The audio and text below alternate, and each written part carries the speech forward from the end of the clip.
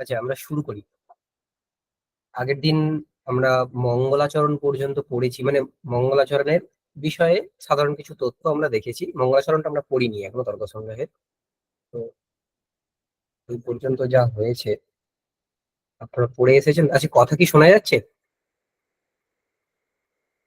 হ্যাঁ, হ্যাঁ, ঠিক আছে। দেখুন, এখন আগের দিন বলা হয়েছিল যে মঙ্গলাচরণ প্রকৃতিগতভাবে কত প্রকার হয়? 3 প্রকার। 3 প্রকার। প্রকার। কি কি? নমস্কারাত্মক, কোন 3 আশীর্বাদাত্মক আর প্রকার? বস্তু নির্দেশাত্মক। হ্যাঁ, নমস্কারাত্মক, আশীর্বাদাত্মক আর বস্তু নির্দেশাত্মক। এবার আমরা তর্ক সংগ্রহের মঙ্গলাচরণটাকে আজকে পড়ে দেখি যে সেটা কি ধরনের অ্যাকচুয়ালি। এই মঙ্গলাচরণ তো সবারই পড়া, সবারই জানাই আছে মোটামুটি। কি? নিধায় হৃদি বিশ্বেশম, নিধায় হৃদি বিশ্বেশম, विधाय गुरुवंदनम, बालानां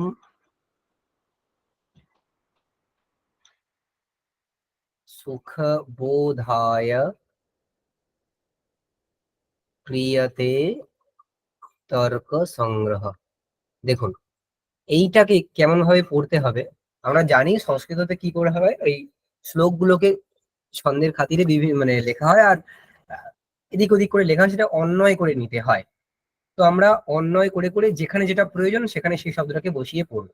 দেখুন, এইখানে বলা হচ্ছে তর্ক সংগ্রহ ক্রিয়াতে, একেবারে শেষে আছে তর্ক সংগ্রহ ক্রিয়াতে, মানে তর্ক সংগ্রহ করা হচ্ছে।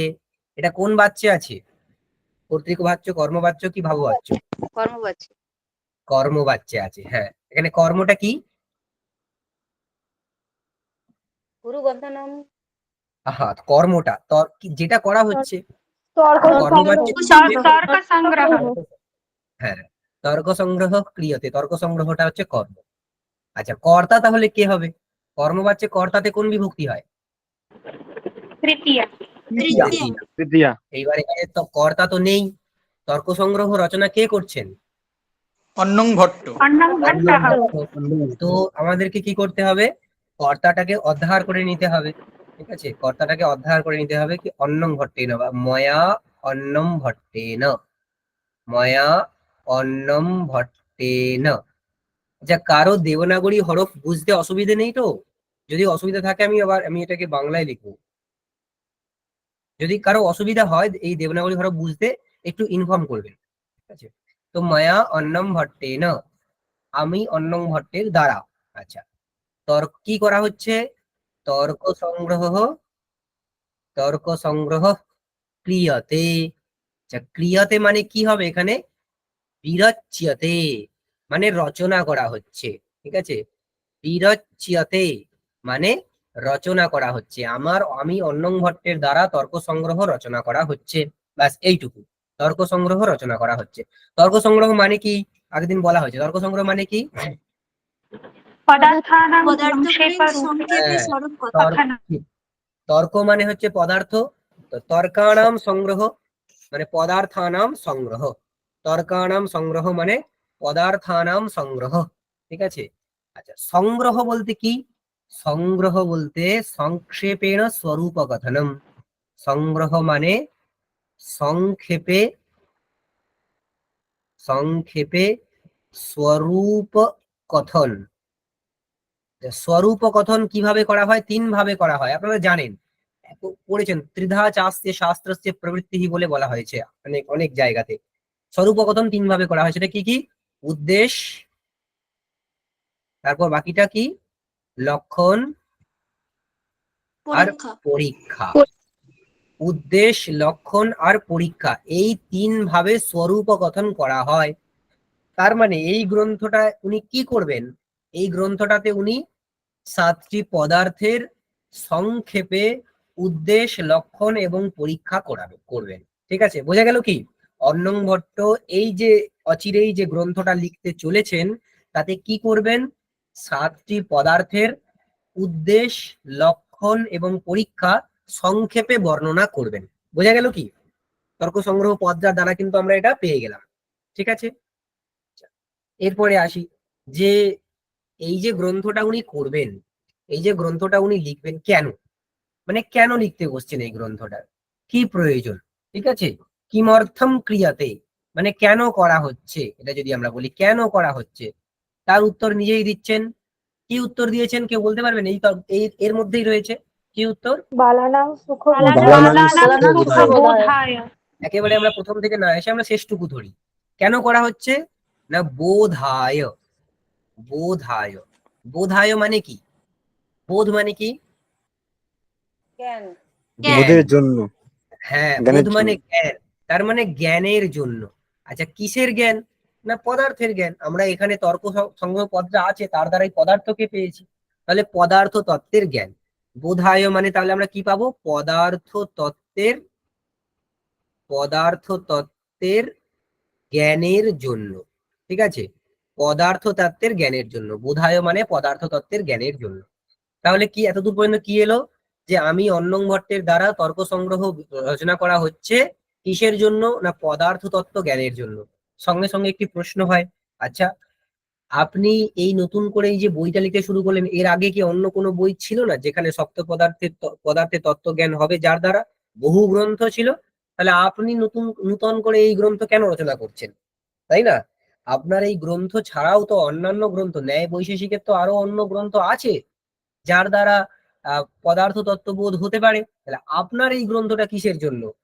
তখন বলছেন যে সুখ শব্দটা দিয়েছেন, সুখে ন বোধায়, যে সুখে ন বোধায়, যে অনায়াসে বোধের জন্য।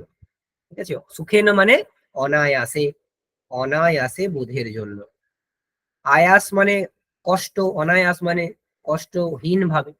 আচ্ছা, তখন সেখানেও প্রশ্ন হয়েছে যে আচ্ছা সেই যে গ্রন্থগুলো আছে, ন্যায় সূত্র, ভাষ্য প্রভৃতি গ্রন্থগুলো, সেগুলো তো এমন কিছু পণ্ডিতগণ আছেন যাদের সুখেই অনায়াসেই বোধ হয়ে যায়, সেই গ্রন্থগুলোরও বোধ অনায়াসেই হয়ে যায়।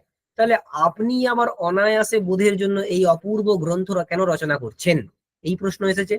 তখন তার উত্তরে হচ্ছে উনি বলছেন যে না, বালা নাম, বালা নাম মানে কি?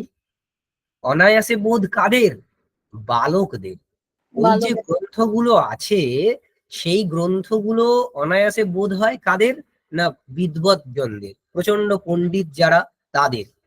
কিন্তু বালকদের খুব সহজেই সেই বইয়ের থেকে পদার্থ তত্ত্বের জ্ঞান জন্মায় না। তাই আমি এই যে গ্রন্থ রচনা করছি, এটা বালকদের সুখের বোধের জন্য। বালকরাও যাতে সুখে অনায়াসে পদার্থ তত্ত্ব জ্ঞান করতে পারে, তার জন্য। এখন প্রশ্ন হচ্ছে বালক বলতে কি? এখানে এই স্বভাবতই এই প্রশ্ন আসে। তো এখানে বালক বলতে কিন্তু শব্দটা, এটা বালক শব্দটা এখানে পারিভাষিক। কেউ বলতে পারবেন কি অর্থ বালক শব্দের অর্থ? এখানে বালক বলতে গ্রহণ গ্রহণ পটুবালক। একদম, গ্রহণ ধারণ। গ্রহণ ধারণ পটু, যিনি গ্রহণ এবং ধারণে পটু। গ্রহণ মানে জ্ঞান অর্জনে এবং সেটাকে ধরে রাখতে পটু। আরো আগিয়ে গিয়ে আরো একটু পারিভাষিক অর্থ করা হয়েছে কি না, অধীত ব্যাকরণ কাব্য কোশ। অধীত ব্যাকরণ কাব্য কোশ মানে কি? যার দ্বারা ব্যাকরণ, কাব্য, কোশ এই সমস্ত গ্রন্থগুলো অধ্যয়ন করা হয়েছে, কিন্তু অনধীত ন্যায়শাস্ত্র। ন্যায়শাস্ত্র না, ন্যায়শাস্ত্রম তো হবে না, এটা বহুব্রী সমাস। তো অনধীত হয়েছে ন্যায়শাস্ত্র যার দ্বারা, তাকে বোঝানো হচ্ছে, সেই বালককে বোঝানো হচ্ছে, তাই এটা পুংলিঙ্গ হবে। ঠিক আছে, অনধীত ন্যায়শাস্ত্র, তাহলে যিনি ব্যাকরণ, কোশ, কাব্য প্রভৃতি গ্রন্থ অধ্যয়ন করেছেন কিন্তু এখনো পর্যন্ত ন্যায় শাস্ত্রটা অধ্যয়ন করেননি, তিনি কিন্তু এখানে বালক।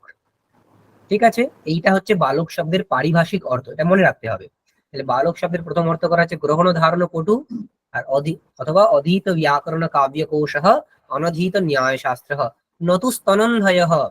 নতু স্তনন্দ মানে একেবারে বাঁচা ছেলে, যে এখনো স্তন্যপান করে তার কথা বলা হচ্ছে না, এখানে বালক বলতে কিন্তু এইরকম ব্যক্তি। ঠিক আছে, তাহলে এখন এইবারে যদি আমাদেরকে প্রশ্ন করা হয় যে অন্নং ভট্ট তর্ক সংগ্রহ কেন রচনা করেছেন, না বালকদেরও যাতে অনায়াসে পদার্থ তত্ত্বের জ্ঞান জন্মায় তার জন্য। বোঝা গেল? তাহলে শেষের নিচের যে লাইনটা ছিল মানে বালানাম সুখবোধায় ক্রিয়াতে তর্ক সংগ্রহ, এটা হয়ে গেল। আচ্ছা, এবার প্রশ্ন, কিম কৃত্বা ক্রিয়াতে, মানে কি করে করা হচ্ছে, কিম কৃত্বা ক্রিয়াতে, তখন তার উত্তর হচ্ছে বিশ্বেশম বিশ্বেশম হৃদি নিধায়। বিশ্বেশম মানে কি, বিশ্বেশ মানে কি, বিশ্বস্য বিশ্বস্য ঈশः ঈশः। ঈশः মানে কি, প্রভু। প্রভু। বিশ্বের যিনি প্রভু, বিশ্বস্য মানে বিশ্বের, বিশ্বের যিনি প্রভু বা স্বামী তিনি হলেন বিশ্বেশ।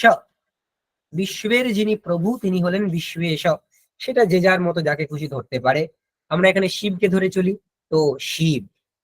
বিশ্বস্য ঈশः তম মানে শিবকে, শিবকে, বিশ্বের প্রভুকে কি করে, ধারণ করে। নিধায় মানে নিপূর্বক, হা ধাতুর উত্তর কোন প্রত্যয় হয়েছে এখানে, লিয়াপ প্রত্যয়।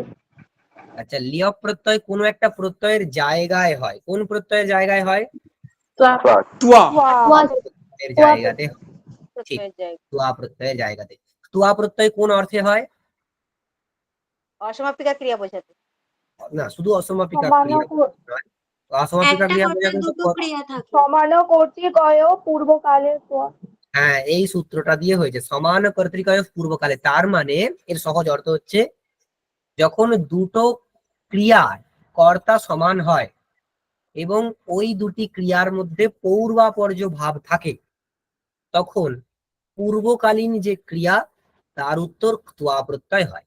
ঠিক আছে, সে স্নান করে খাবে, স্নান করা একটা ক্রিয়া, খাওয়া একটা ক্রিয়া, দুটো ক্রিয়ারই কর্তা ওই বাক্যে সে, তাহলে সমান কর্তা হলো।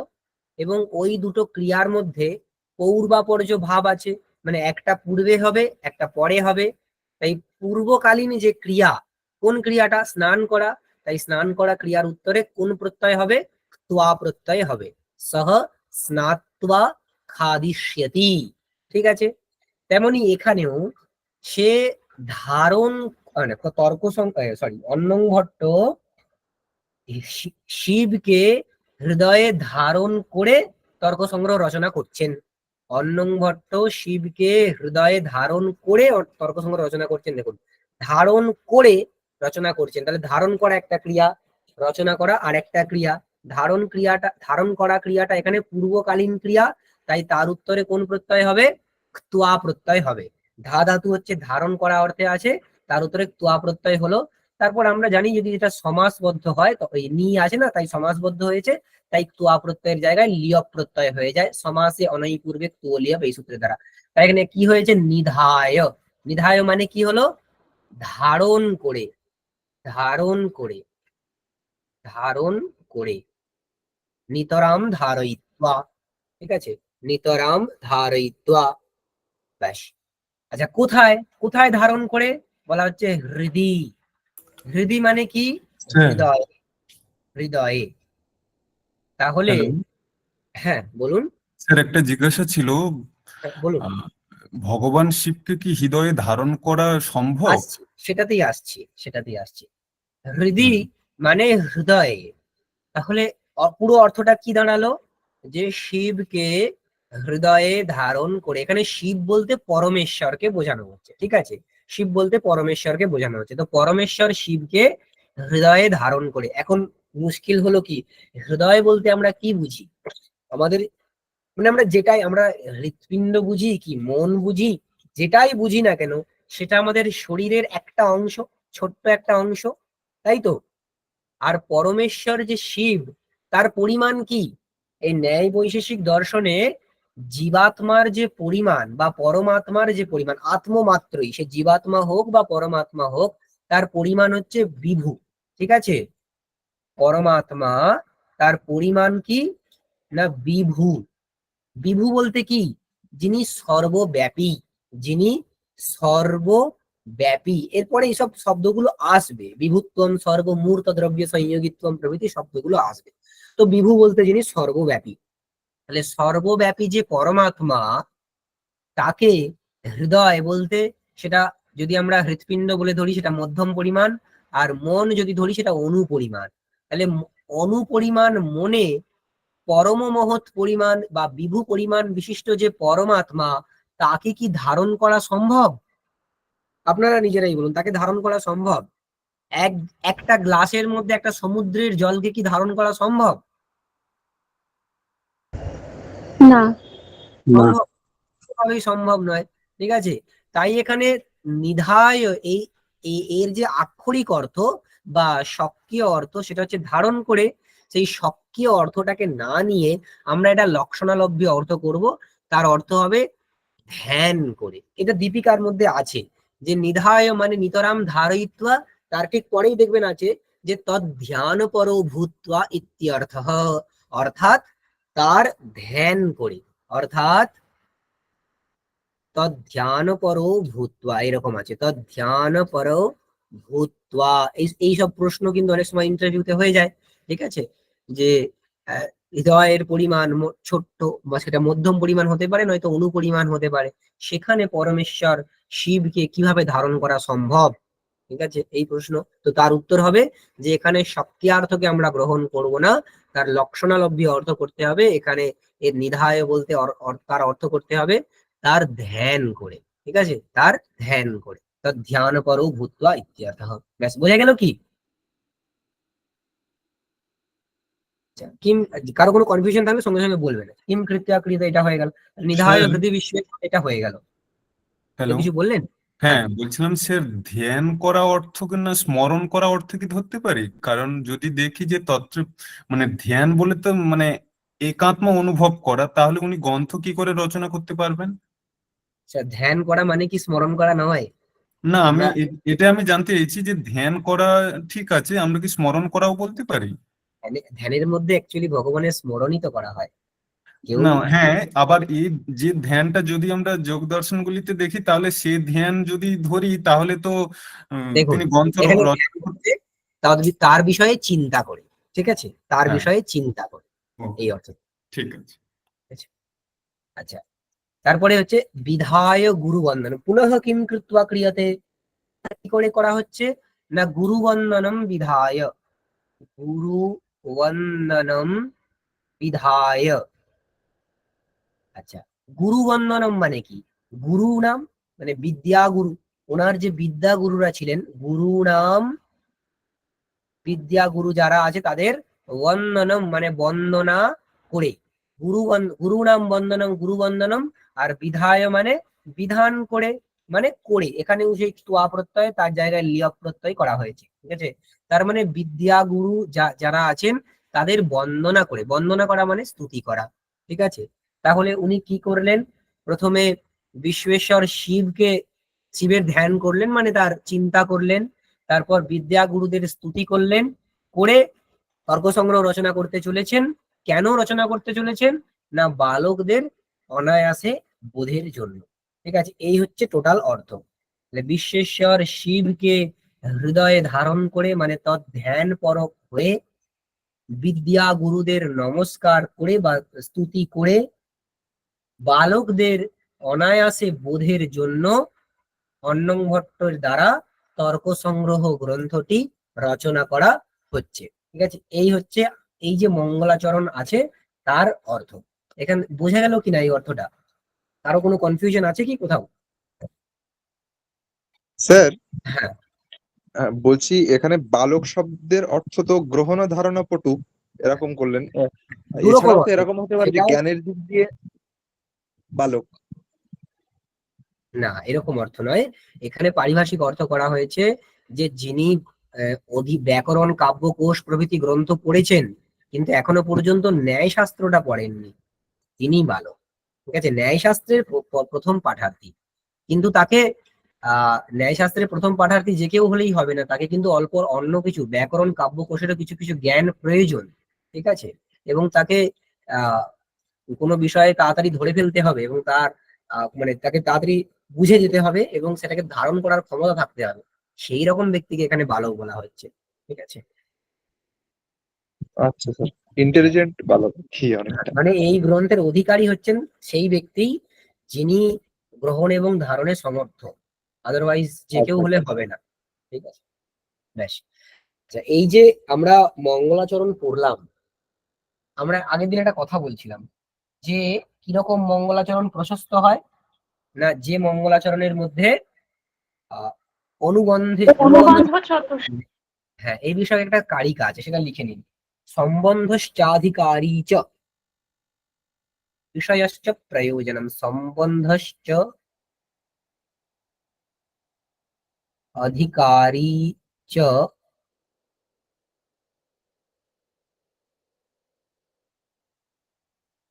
विषयश्च प्रयोजनम् विनानुबन्धं ग्रन्थादौ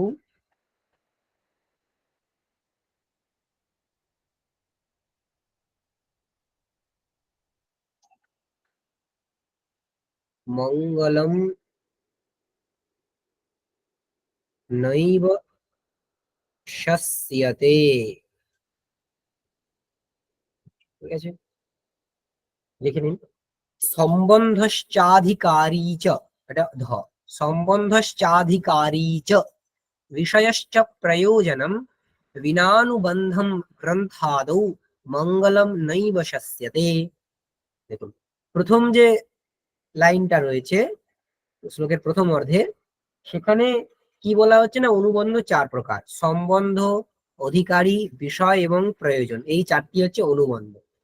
তারপরের লাইনটা ঠিক অন্য কথা বলা হচ্ছে, যে গ্রন্থাদৌ মঙ্গলম, মানে গ্রন্থের প্রথমে যে মঙ্গলাচরণ করা হয় সেটা বিনানুবন্ধম, মানে অনুবন্ধম বিনা, অনুবন্ধকে ছাড়া, নৈব শস্যতে, মানে প্রশংসিত হয় না।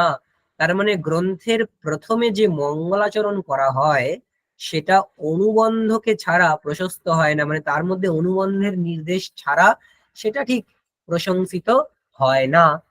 ঠিক আছে, তার মানে অনুবন্ধের নির্দেশ থাকতে হবে। আচ্ছা, এই প্রসঙ্গে আসি যে অনুবন্ধ কাকে বলে, অনুবন্ধ কাকে বলে। স্যার এটা আপনারা, কোথায় আছে যদি একটু এটা আমার বলেন? জানা নেই, এটা তো আমাদের পরম্পরা ক্রমে চলে এসছে, আচ্ছা আপনার ঠিক কাছে আছে, লেখা ছিল। আমি তাও আমি সোর্স যদি জানতে পারি আমি পাঠিয়ে দেবো। ঠিক আছে, ওকে একটু ঠিক উপরে আছে। তুলবে। হ্যাঁ হ্যাঁ এখানে, হ্যাঁ হ্যাঁ, ব্যাস ব্যাস। ঠিক আছে। আচ্ছা, আমি যদি কখনো এর উৎস খুঁজে পাই আমি অবশ্যই জানাবো। ঠিক আছে, ওকে স্যার ঠিক আছে। তো বিনা বিনানুবন্ধম গ্রন্থাদৌ মঙ্গলম নৈব শস্যতে, এটা হলো। এবার অনুবন্ধ কি, না আমরা আসি অনুবন্ধ শব্দের এটার ব্যুৎপত্তিগত। বাংলা মানেটা আরেকবার বলবেন? আবার বলছি, প্রথম পাদটা, প্রথম যে শ্লোকার্ধ, প্রথমের অর্ধেকটা, এটা কিন্তু অনুবন্ধ কারা তাদের কথা বলা হচ্ছে, যে 4টি হলো অনুবন্ধ। কি কি? সম্বন্ধ, অধিকারী, বিষয় এবং প্রয়োজন, ব্যাস। পরের যে অর্ধটা সেটা অন্য কথা বলছেন। কি বলছেন? যে অনুবন্ধম বিনা, মানে অনুবন্ধকে ছাড়া, গ্রন্থাদৌ মঙ্গলম, মানে গ্রন্থের প্রথমে যে মঙ্গল, মানে মঙ্গলাচরণ, গ্রন্থের প্রথমে যে মঙ্গলাচরণ সেটা নৈব শস্যতে, মানে প্রশংসিত হয় না। তার মানে অনুবন্ধকে ছাড়া গ্রন্থের প্রথমে যে মঙ্গলাচরণ করা হয় সেটা প্রশংসিত হয় না। তার মানে কোন মঙ্গলাচরণ প্রশংসিত হয়? অনুবন্ধ যুক্ত। অনুবন্ধ চতুষ্টয় যুক্ত মঙ্গলাচরণ, ব্যাস। আচ্ছা, অনুবন্ধ সহিত যে মঙ্গলাচরণ করা হয় হ্যাঁ সেটা। ঠিক, অনুবন্ধ সহিত যে মঙ্গলাচরণ সেটাই প্রশংসিত হয়। এখন অনুবন্ধ শব্দের অর্থ কি? অনুবন্ধ, অনু, অনু মানে কি? পশ্চাৎ, পশ্চাৎ মানে পরে, অনু মানে পশ্চাৎ মানে পরে। কিসের পরে? না যদ জ্ঞানাদ অনন্তরম, জ্ঞানাদ অনন্তরম, জ্ঞানাদ অনন্তরম বধ্নন্তি। বধ্নন্তি মানে কি? বধ্নন্তি মানে বেঁধে দেওয়া। বেঁধে দেওয়া মানে কি অ্যাকচুয়ালি এখানে? শাস্ত্রে আসজ্জয়ন্তি, শাস্ত্রে আসজ্জয়ন্তি ইতি অনুবন্ধাः, অনুবন্ধাः মানে যার জ্ঞান হলে পরে আমরা শাস্ত্রে আসক্ত হয়ে পড়ি, যার জ্ঞান হওয়ার পরে আমরা শাস্ত্রে আসক্ত হয়ে পড়ি তাকে অনুবন্ধ বলে। তার মানে কি, অনুবন্ধের জ্ঞান আমাদেরকে কি করে, শাস্ত্রে প্রবৃত্ত করায়, তাই তো? অনুবন্ধের জ্ঞান আমাদের কে শাস্ত্রে প্রবৃত্ত করায়। এই ঠিক এই মানে ব্যুৎপত্তিকে ধরেই অনুবন্ধের একটি লক্ষণ করা হয়েছে। সেই লক্ষণ, এটাও এই পরম্পরাক্রমে চলে এসেছে এই লক্ষণ, সেটা হচ্ছে গ্রন্থাধ্যয়ন প্রবৃত্তি। লিখে নিন, গ্রন্থাধ্যয়ন প্রবৃত্তি प्रयोजक, ग्रंथाध्ययन प्रवृत्ति प्रयोजक ज्ञान विषयत्वम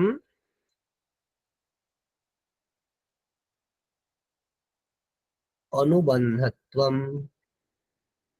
অনুবন্ধত্বম, এইটা হচ্ছে অনুবন্ধের লক্ষণ। অনুবন্ধ কাকে বলে না, গ্রন্থাধ্যয়ন প্রবৃত্তি প্রয়োজক জ্ঞান বিষয়ত্ব। এই জায়গায় এইসব লক্ষণ জিজ্ঞাসা করে, এইটার ব্যাখ্যা করলে কি দাঁড়াবে না, গ্রন্থাধ্যয়নের প্রতি যে প্রবৃত্তি, প্রবৃত্তি মানে কি, কৃতি, প্রবৃত্তি মানে কৃতি, গ্রন্থাধ্যয়নের প্রতি যে আমাদের কৃতি, সেই প্রবৃত্তির প্রতি প্রযোজক যে জ্ঞান, গ্রন্থাধ্যয়নের প্রতি প্রবৃত্তির প্রযোজক যে জ্ঞান, সেই জ্ঞানের বিষয়ই হলো অনুবন্ধ।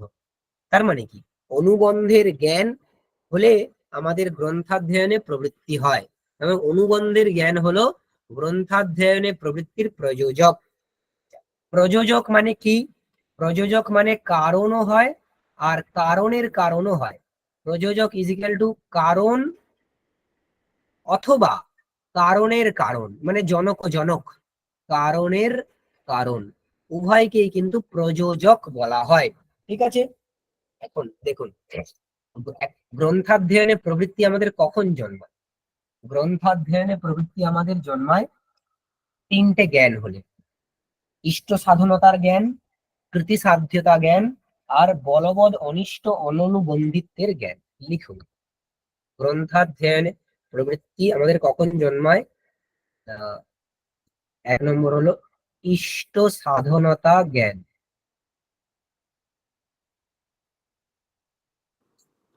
এটা গ্রন্থাধ্যয়নের প্রবৃত্তি কারণ। না, প্রবৃত্তির প্রতি কারণ। আচ্ছা, গ্রন্থাধ্যয়নে আমি লিখে দিচ্ছি, আচ্ছা, প্রবৃত্তির কারণ। ঠিক আছে, প্রবৃত্তির কারণ যে কোনো কর্মে, শুধু গ্রন্থাধ্যয়ন কেন, যে কোনো কর্মে যখন আমরা প্রবৃত্ত হই, তার তিনটে কারণ থাকে। কি কারণ না, ইষ্ট সাধনতার জ্ঞান।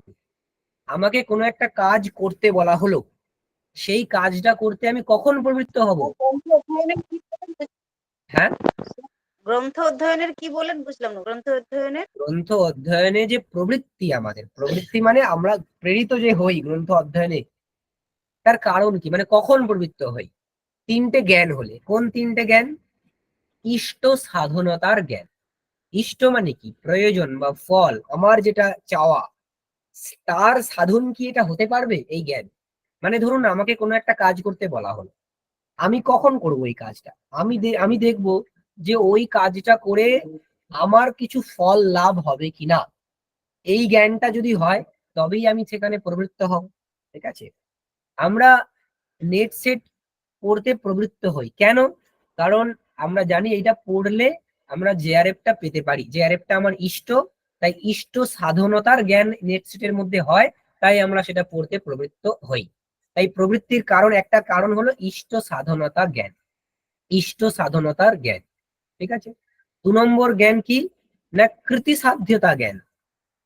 কৃতি সাধ্যতা, কৃতি সাধ্যতা মানে ইদম মত কৃতি সাধ্যম, আমি যেটা করতে চলেছি সেটা আমার কৃতির দ্বারা সাধ্য যদি হয়, তবেই আমি সেটা করি, তাই না? আমার এখন পৃথিবীটা কিনলে হয়, ঠিক আছে, পৃথিবী কিনলে আমার ইষ্ট সাধন হবে, আমি প্রচুর ভোগ করতে পারবো। তার মানে পৃথিবী কেনারূপ কার্যের প্রতি ইষ্ট সাধনতার জ্ঞান আমার আছে, কিন্তু আমরা কেউ পৃথিবী কিনতে প্রবৃত্ত হই না। বা চাঁদটাকে নিয়ে আসে, চাঁদটা আমার ঘরেতে নিয়ে এলে আমার ভালো হয়, আমার ইষ্ট সাধন হবে, কিন্তু আমরা কেউ চাঁদ আনতে প্রবৃত্ত হই না। কেন প্রবৃত্ত হই না? কারণ আমরা জানি এটা আমাদের কৃতির বাইরে, এটা আমাদের কৃতিসাধ্য নয়। ঠিক আছে, আমি আমার যেটুকু সামর্থ্য, তার দ্বারা আমি এই কাজটা করতে পারবো না। তাই আমরা চন্দ্রানয়নে প্রবৃত্ত হই না। তাই কৃতিসাধ্যতা জ্ঞান দরকার, মানে আমার সামর্থ্য আছে কি এটা করতে। আমার যদি সামর্থ্য হয় তখন আমরা সেই সেই কাজটাতে প্রবৃত্ত হই। তাই প্রবৃত্তির প্রতি কারণ হচ্ছে, প্রথম কারণ ইষ্ট সাধনতার জ্ঞান, দ্বিতীয় কারণ কৃতিসাধ্যতা জ্ঞান, আরো একটি কারণ আছে। কি না, সেটার উদাহরণটা আগে বলি। ধরুন কোনো একজন ব্যক্তি খুব খিদে পেয়েছে, প্রচন্ড খিদে পেয়েছে, সে 4 দিন ধরে খায়নি। তার কাছে যদি আমরা একটু এক থালা খাবার দিই, সে সেটাকে খেয়ে নেবে, খাবে কিনা, কারণ সেটাকে খেলে তার যেটা ইষ্ট ক্ষুধা নিবৃত্তি সেটা হবে, এবং সে সেটা খেতেও পারবে। তার সামনে থালা আছে, তার হাত আছে, থালার মধ্যে খাবার আছে, সে সেটা খেতে সমর্থ, তাই কৃতিসাধ্যতা জ্ঞানও থাকবে। কিন্তু সেই থালাতে যে খাবারটা রয়েছে তার মধ্যে যদি বিষ মেশানো হয় তার চোখের সামনেই, তাহলে কি সে খাবে? সেটা খাবে না। দেখুন, ওই খাবারটা খেলে তার ক্ষুধা নিবৃত্তি হবে, তাই তার ইষ্ট সাধনতার জ্ঞান রয়েছে। ওই খাবারটা সে খেতেও পারবে, তার সামর্থ্যও রয়েছে, তথাপি সে ওটা খাবে না। কেন? কারণ ওর মধ্যে বলবৎ অনিষ্ট বলবৎ অনিষ্টের অনুবন্ধিত্বের জ্ঞান রয়েছে। তাই বলবৎ অনিষ্ট অননুবন্ধিত্বের জ্ঞান থাকতে হবে। অননুবন্ধিত্ব মানে বলবৎ অনিষ্ট সাধন সেটা যাতে না করে তার জ্ঞান থাকতে হবে। মানে সেই ব্যক্তি ভাববে যে আমার খিদে পেয়েছে, আমি এটা খেলে তো আমার ক্ষুধা নিবৃত্তি তো হয়ে যাবে, কিন্তু ক্ষুধা নিবৃত্তির পরেই আমি মারা যাব। মারা যাওয়ার থেকে ক্ষুধায় থাকা ভালো, ঠিক আছে? তাই বলবৎ অনিষ্টের অননুবন্ধিত্বের জ্ঞান থাকতে হবে। তো এই তিনটের জ্ঞান হলে পরে কি হয়? আমাদের কোনো কার্যে প্রবৃত্তি হয়। তাহলে প্রবৃত্তির প্রতি ডিরেক্ট কারণ কারা হলো? এরা। প্রবৃত্তির প্রতি ডিরেক্ট কারণ হলো এরা। আর এরা কিসের থেকে জ্ঞাত হয়? না, অনুবন্ধের জ্ঞান থেকে। অনুবন্ধের জ্ঞান থেকে, অনুবন্ধ বলতে অধিকারী বিষয় সম্বন্ধ প্রয়োজন, অধিকারী বিষয় সম্বন্ধ প্রয়োজন এদের জ্ঞান থেকে, অনুবন্ধের জ্ঞান। তাহলে দেখুন, অনুবন্ধের জ্ঞান হলে এই তিনটের জ্ঞান হয়: ইষ্ট সাধনতা জ্ঞান, কৃতিসাধ্যতা জ্ঞান, বলবৎ অনিষ্ট অনুবন্ধিত্বের জ্ঞান। আর এইগুলো হলে আমাদের প্রবৃত্তি হয়। তাহলে প্রবৃত্তির প্রতি কারণ হলো এরা, আর এদের প্রতি কারণ হলো এই অনুবন্ধক জ্ঞান। অতএব প্রবৃত্তির প্রতি প্রযোজক হয়ে গেল অনুবন্ধের জ্ঞান। কারণের কারণকে আমরা কি বলি? প্রযোজক বলি। তাই অনুবন্ধের জ্ঞান হয়ে গেল প্রবৃত্তির প্রতি প্রযোজক। এই জন্য বলা হয়েছে যে গ্রন্থাধ্যয়নে প্রবৃত্তির প্রতি প্রযোজক যে জ্ঞান, সেই জ্ঞানের বিষয় হলো অনুবন্ধ। তাহলে গ্রন্থাধ্যয়নে প্রবৃত্তির প্রতি প্রযোজক কোন জ্ঞান? অনুবন্ধের জ্ঞান। সেই জ্ঞানের বিষয় কি? অনুবন্ধ। ঘটক জ্ঞানের বিষয় ঘট, পটক জ্ঞানের বিষয় পট, তো অনুবন্ধক জ্ঞানের বিষয় কি হবে? অনুবন্ধ। এই জন্য লক্ষণটাকে করা হয়েছে গ্রন্থাধ্যয়ন প্রবৃত্তি প্রয়োজক জ্ঞান বিষয়ত্বম অনুবন্ধত্বম। বোঝা গেছে কি?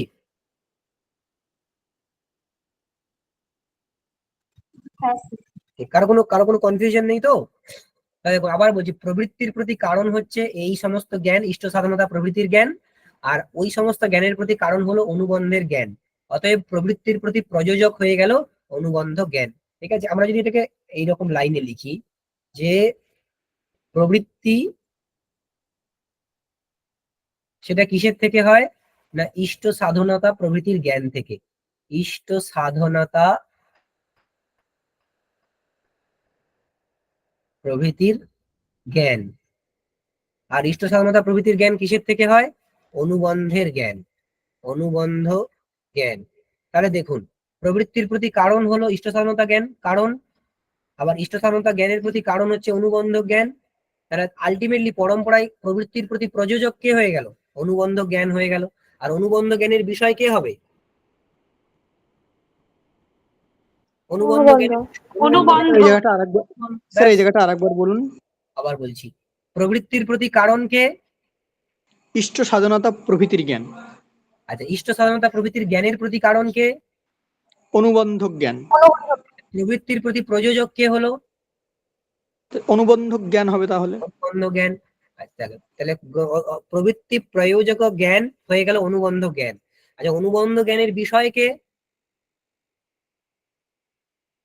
অনুবন্ধ জ্ঞানের বিষয় অনুবন্ধ অনুবন্ধ ঘটক জ্ঞানের বিষয় ঘট, পটক জ্ঞান যার জ্ঞান সে বিষয়। ঠিক আছে? যার জ্ঞান সে হয় ওই জ্ঞানের বিষয়। অনুবন্ধ জ্ঞানের প্রতি বিষয় হবে অনুবন্ধ। ঠিক আছে? তো সেই জন্যই লক্ষণটা এরকম করা হয়েছে যে গ্রন্থাধ্যয়ন প্রবৃত্তি প্রয়োজক জ্ঞান বিষয়ত্বম অনুবন্ধত্বম। বোঝা গেল কি? হ্যাঁ। আচ্ছা, এই অনুবন্ধ হ্যাঁ, হচ্ছে 4 প্রকার। কি কি? না স্যার আরেকবার একটু বলুন। আবার বলবো, কোন জায়গাটা বলবো? এই যে দেখুন প্রবৃত্তি, কারণ দেখুন প্রবৃত্তি গ্রন্থাধ্যয়নে যে প্রবৃত্তি, সেই প্রবৃত্তির প্রতি কারণ কে? ইষ্ট সাধারণতা জ্ঞান প্রভৃতি। ইষ্ট সাধনতা প্রভৃতির জ্ঞান। আর ইষ্ট সাধনতা প্রভৃতির জ্ঞানের প্রতি কারণ কে? অনুবন্ধ জ্ঞান। এখনই তো অনুবন্ধ অনুবন্ধ জ্ঞান। জ্ঞান। তাহলে গ্রন্থাধ্যয়নে প্রবৃত্তির প্রতি প্রযোজক কে হলো? অনুবন্ধ জ্ঞান। কারণের কারণকে আমরা প্রযোজক বলছি তো। কারণের কারণকে আমরা প্রযোজক বলছি, তাহলে অনুবন্ধের জ্ঞান কি হয়ে গেল? প্রবৃত্তির প্রতি প্রযোজক হয়ে গেল। এই প্রবৃত্তির প্রতি কি হয়ে গেল? প্রযোজক হয়ে গেল। বোঝা গেল কি? প্রবৃত্তির প্রতি প্রযোজক হলো অনুবন্ধ জ্ঞান। সেই অনুবন্ধ জ্ঞানের বিষয় কি? অনুবন্ধ। অনুবন্ধ জ্ঞানের বিষয় হলো অনুবন্ধ। তাই তো বলা হয়েছে গ্রন্থাধ্যয়নে প্রবৃত্তির যে প্রযোজক, সেই প্রযোজক যে জ্ঞান, সেই জ্ঞানের যে বিষয় হবে তাকেই আমরা অনুবন্ধ বলবো। গ্রন্থাধ্যয়নে এই যে প্রবৃত্তির প্রতি প্রযোজক হলো অনুবন্ধের জ্ঞান, সেই অনুবন্ধ জ্ঞানের বিষয় হলো কি না অনুবন্ধ। সেটাই ওই লক্ষণের মধ্যে বলা হয়েছে। ঠিক আছে? ব্যাস। স্যার হ্যাঁ বলছি, একটা কথা বলছি, এই গীতাতে একটা শ্লোক আছে, অনুবন্ধং স্বয়ং হিংসা অনপেক্ষ চ পৌরুষম। এখানে যে অনুবন্ধটা আছে, এর হ্যাঁ। অর্থ করেছে ভাবি ফল বা যা ভবিষ্যতে ঘটবে, মানে এর সাথে এর কোনো না, এর সাথে এর সম্পর্ক কোনো আছে? সম্পর্ক নেই না। আচ্ছা এখানে আচ্ছা ওই আমরা অনুবন্ধের মধ্যে একটা যেটা আছে প্রয়োজন, সেটাকে এখানে অনুবন্ধ বলে বলতে পারি। ওখানে যে দেখুন এই যে অনুবন্ধ এখানে আমরা অনুবন্ধ বলতে কাকে বলতে চাইছি? অনুবন্ধ চতুষ্টয়। সেটা কে কে? প্রয়োজন, অধিকারী, বিষয় এবং সম্বন্ধ। এই 4টি অনুবন্ধের মধ্যে একটা অনুবন্ধকে ওখানে বলা হয়েছে। ওখানে অনুবন্ধ বলতে প্রয়োজন মানে ফলকে বলা হয়েছে শুধুমাত্র। ঠিক আছে? আচ্ছা আচ্ছা আচ্ছা স্যার। আচ্ছা, এখানে তাহলে অনুবন্ধ চতুষ্টয় কি কি? না, 1 নম্বর হচ্ছে প্রয়োজন। প্রয়োজন। আচ্ছা, এবার আপনারা বলুন প্রয়োজন মানে কি? ফল। প্রয়োজন মানে ফল। এবার এই যে মঙ্গলাচরণটা আমরা পড়লাম, এইখান থেকে এই যে গ্রন্থটা, এটার কি কোনো প্রয়োজন বা ফল বলা হচ্ছে? মানে বোঝা যাচ্ছে যে এই গ্রন্থটার ফল কি? হ্যাঁ, কি কি বলুন তো? বালানাং সুখবোধায়। হ্যাঁ, সুখবোধ। অ্যাকচুয়ালি পদার্থ তত্ত্ব জ্ঞান। অনায়াসেন পদার্থ তত্ত্ব জ্ঞান। ঠিক আছে? অনায়াসে পদার্থ তত্ত্ব জ্ঞান। ফল হলো এটাই, অনায়াসে পদার্থ তত্ত্ব জ্ঞান। এটা কোন পদের দ্বারা বলা হয়েছে? সুখবোধায় এই পদের দ্বারা। সুখবোধায় এই পদের দ্বারা বলা হয়েছে। ঠিক আছে? তার মানে প্রয়োজন এই মঙ্গলাচরণের মধ্যে প্রয়োজন আছে, প্রয়োজনের উল্লেখ আছে। আর 2 নম্বর ধরি অধিকারী। অধিকারী, অধিকারীর উল্লেখ কি আছে এই মঙ্গলাচরণের মধ্যে? হ্যাঁ স্যার। হ্যাঁ স্যার, বালানাং। হ্যাঁ, বালও এই পদের দ্বারা অধিকারীর কথা বলা হয়েছে। মানে এই গ্রন্থের অধিকারী কে? কে এই গ্রন্থ পড়বে? যে বালক। বালক বলতে যে গ্রহণ ও ধারণ পটু, যে ব্যাকরণ, কাব্য প্রভৃতি গ্রন্থ পড়েছে, কোষ প্রভৃতি গ্রন্থ পড়েছে, কিন্তু ন্যায় শাস্ত্রটা এখনো পর্যন্ত পড়েনি, সেই গ্রন্থটা পড়বে। তাই অধিকারী হয়ে গেল বালহ অথবা বালাহা। ঠিক আছে? তো এই পদের দ্বারা অধিকারীর কথা বলা হয়েছে। আচ্ছা, 3 নম্বর হলো বিষয়। বিষয়, প্রতিপাদ্য বিষয়, এই গ্রন্থের প্রতিপাদ্য বিষয়। এই বিষয়কে এই মঙ্গলাচরণের মধ্যে বলা হয়েছে। হ্যাঁ স্যার, তর্ক সংগ্রহ। হ্যাঁ, তো ঠিক, তর্ক সংগ্রহ সেই পদ্ধতি। সেখানে তর্ক পদটা বলা আছে, তর্ক। ঠিক আছে? তর্ক মানে কি? পদার্থ। পদার্থ। তাহলে এই গ্রন্থটার বিষয় হলো পদার্থের সংক্ষেপে স্বরূপ কথন। স্বরূপ কথন বলতে কি বলা হয়েছে? একটু আগেই বলা হয়েছে। স্বরূপ কথন মানে কি? শোনা গেল না, আবার বলুন। স্বরূপ কথন মানে কি? আরে এক্ষুনি বলা হলো তো, উদ্দেশ্য, লক্ষণ। হ্যাঁ, উদ্দেশ্য, লক্ষণ এবং পরীক্ষা। তাকে কোনো পদার্থের স্বরূপ মানে উদ্দেশ্য, লক্ষণ এবং পরীক্ষা। ঠিক আছে? তো এইটাই হলো এখানকার প্রতিপাদ্য বিষয়, পদার্থ তত্ত্ব। আচ্ছা, আমাদের এইগুলো বেরিয়ে গেলে সম্বন্ধ অটোমেটিক্যালি চলে আসে। সম্বন্ধ হচ্ছে বিষয় এবং গ্রন্থের সহিত কি সম্বন্ধ হবে?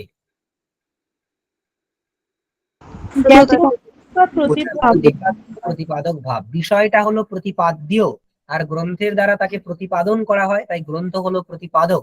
তাই সম্বন্ধ আমরা করব প্রতিপাদ্য প্রতিপাদক ভাব সম্বন্ধ, প্রতিপাদ্য প্রতিপাদক ভাব সম্বন্ধ। তাহলে এই যে মঙ্গলাচরণ, সেখান থেকে আমরা এই চতুর্বিধ অনুবন্ধকে পেলাম কি পেলাম না? হ্যাঁ স্যার পেলাম। পেলাম। তাহলে এই এই যে অনুবন্ধ মানে এই যে মঙ্গলাচরণ, এটা প্রশস্ত মঙ্গলাচরণ কিনা? হ্যাঁ স্যার। হ্যাঁ। মঙ্গলাচরণ, ব্যাস হয়ে গেল। ঠিক আছে, এই মঙ্গলাচরণ উৎকৃষ্ট মঙ্গলাচরণ। আচ্ছা, এখন মঙ্গলাচরণ কেন করা হয়? মঙ্গলাচরণ গ্রন্থকার কেন করেন না? স্যার, গ্রন্থ এরপরে আসবে নির্বিঘ্ন গ্রন্থ সমাপ্তি, শিষ্য শিক্ষা, নির্বিঘ্নে গ্রন্থ সমাপ্তির জন্য, নির্বিঘ্নে গ্রন্থ সমাপ্তির জন্য মঙ্গলাচরণ করেন। আর সেই মঙ্গলাচরণকে গ্রন্থে উপনিবদ্ধ করেন শিষ্যের জন্য, শিষ্যের শিক্ষার জন্য। ঠিক আছে, তাহলে মঙ্গলাচরণ অ্যাকচুয়ালি কি করে? গ্রন্থকর্তার স্বার্থ সিদ্ধি করে, তাই তো? মঙ্গলাচরণ গ্রন্থকর্তার স্বার্থ সিদ্ধি করে। আর মঙ্গলাচরণের মধ্যে যে অনুবন্ধ চতুষ্টার উল্লেখ থাকে, সে কার সহায়তা করে বলুন তো? অধ্যেতা। যে অধ্যয়ন করতে যাচ্ছে গ্রন্থটা, সে অনুবন্ধ চতুষ্টায় দেখেই বুঝে যাবে যে আমার এই বইটা পড়া উচিত কি উচিত না, আমি এই বইটা কেন পড়বো। আমি যখনই দেখে নেব, দেখুন অনুবন্ধ চতুষ্টয়কে গ্রন্থের প্রথমে বলতে হয় কেন না, এটা একটা অ্যাডভার্টাইজমেন্ট টাইপের, যে এই অ্যাডভার্টাইজমেন্টটা দেওয়া হলো, এটা যার প্রয়োজন সে করবে। আমার যদি পদার্থ তত্ত্বের জ্ঞান প্রয়োজন হয়, আমি যদি চাই পদার্থ তত্ত্বের জ্ঞান করতে, এবং আমি যদি অনায়াসে বোধ করতে চাই, এবং আমি যদি দেখি যে আমি এটার অধিকারী, মোটামুটি আমার যেটুকু সামর্থ্য আছে, তাতে এখানে যে সামর্থ্যের কথা বলা হচ্ছে সেটা আমার কাছে আছে, তবেই না আমি এই গ্রন্থটা পড়তে আসবো। তাই অনুবন্ধ চতুষ্টয়ের জ্ঞান অধ্যেতাকে সহায়তা করে, আর মঙ্গলাচরণ গ্রন্থকর্তার স্বার্থ সিদ্ধি করে। ঠিক আছে, এই দুটো জিনিস দরকার হলে লিখে রাখুন। মঙ্গলাচরণ গ্রন্থকর্তার স্বার্থ সিদ্ধি করে। মঙ্গলাচরণ গ্রন্থকর্তার স্বার্থ সিদ্ধি করে, আর অনুবন্ধ চতুষ্টয়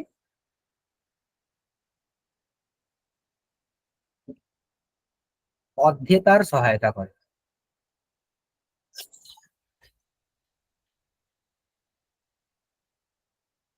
মঙ্গলাচরণ গ্রন্থকর্তার স্বার্থ সিদ্ধি করে মানে কি? স্বার্থ মানে কি? ওখানে গ্রন্থকর্তার কি স্বার্থ? নির্বিঘ্নে সমাপ্তি। হ্যাঁ, নির্বিঘ্নে গ্রন্থ সমাপ্তি।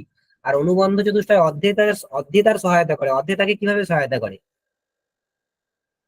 জ্ঞান তাকে লাভের জানিয়ে দেয় যে এই বইটা সে তার পড়া উচিত কি উচিত না। ঠিক আছে, তাকে ওই গ্রন্থেতে আসক্ত করে বা প্রবৃত্ত করে। ব্যাস, এই আমাদের আমাদের মোটামুটি তর্ক সংগ্রহের যে মঙ্গলাচরণটা আছে, তার প্রতিপদ ব্যাখ্যা আমরা পড়ে ফেলেছি। আমরা পরে যখন এই দীপিকাটা পড়বো, আমরা দীপিকাতে এক্স্যাক্টলি একই ধরনের লাইন লেখা আছে, আমরা সেটা দেখে নেবো। জাস্ট তখন আর বিস্তরে ব্যাখ্যা করতে হবে না, শুধু পড়ে দিলেই হবে। ঠিক আছে, ব্যাস। আচ্ছা, এরপরে এই যে মঙ্গলাচরণ, এর উপরে বা এই যে গ্রন্থের উপরে একটি টিকা রয়েছে, দীপিকা টিকা, সেটা লিখেছেন অন্নং ভট্ট। তিনি দীপিকা টিকা লিখতে গিয়েও একটি মঙ্গলাচরণ করেছেন। সেই দীপিকা টিকার মঙ্গলাচরণটা এরকম শুরু হচ্ছে, বিশ্বেশ্বরম সাম্ব মূর্তি। আচ্ছা, এতক্ষণ পর্যন্ত যেটুকু পড়া হয়েছে তাতে কারো কোনো কনফিউশন আছে কি? নেই তো? ঠিক আছে, আমরা দীপিকার মঙ্গলাচরণে আসছি।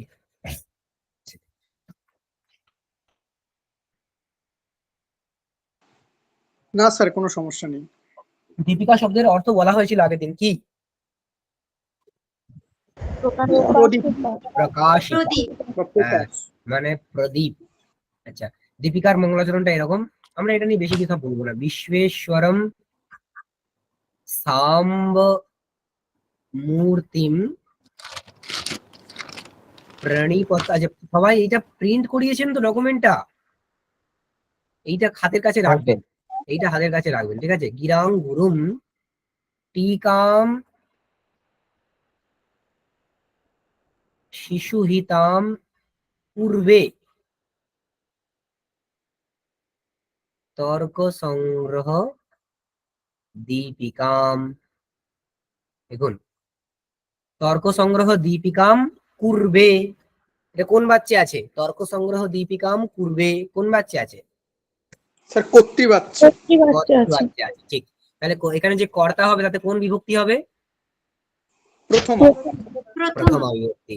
যদি আমি হই সেই কর্তা তাহলে কি হবে? অহম কুর্বে।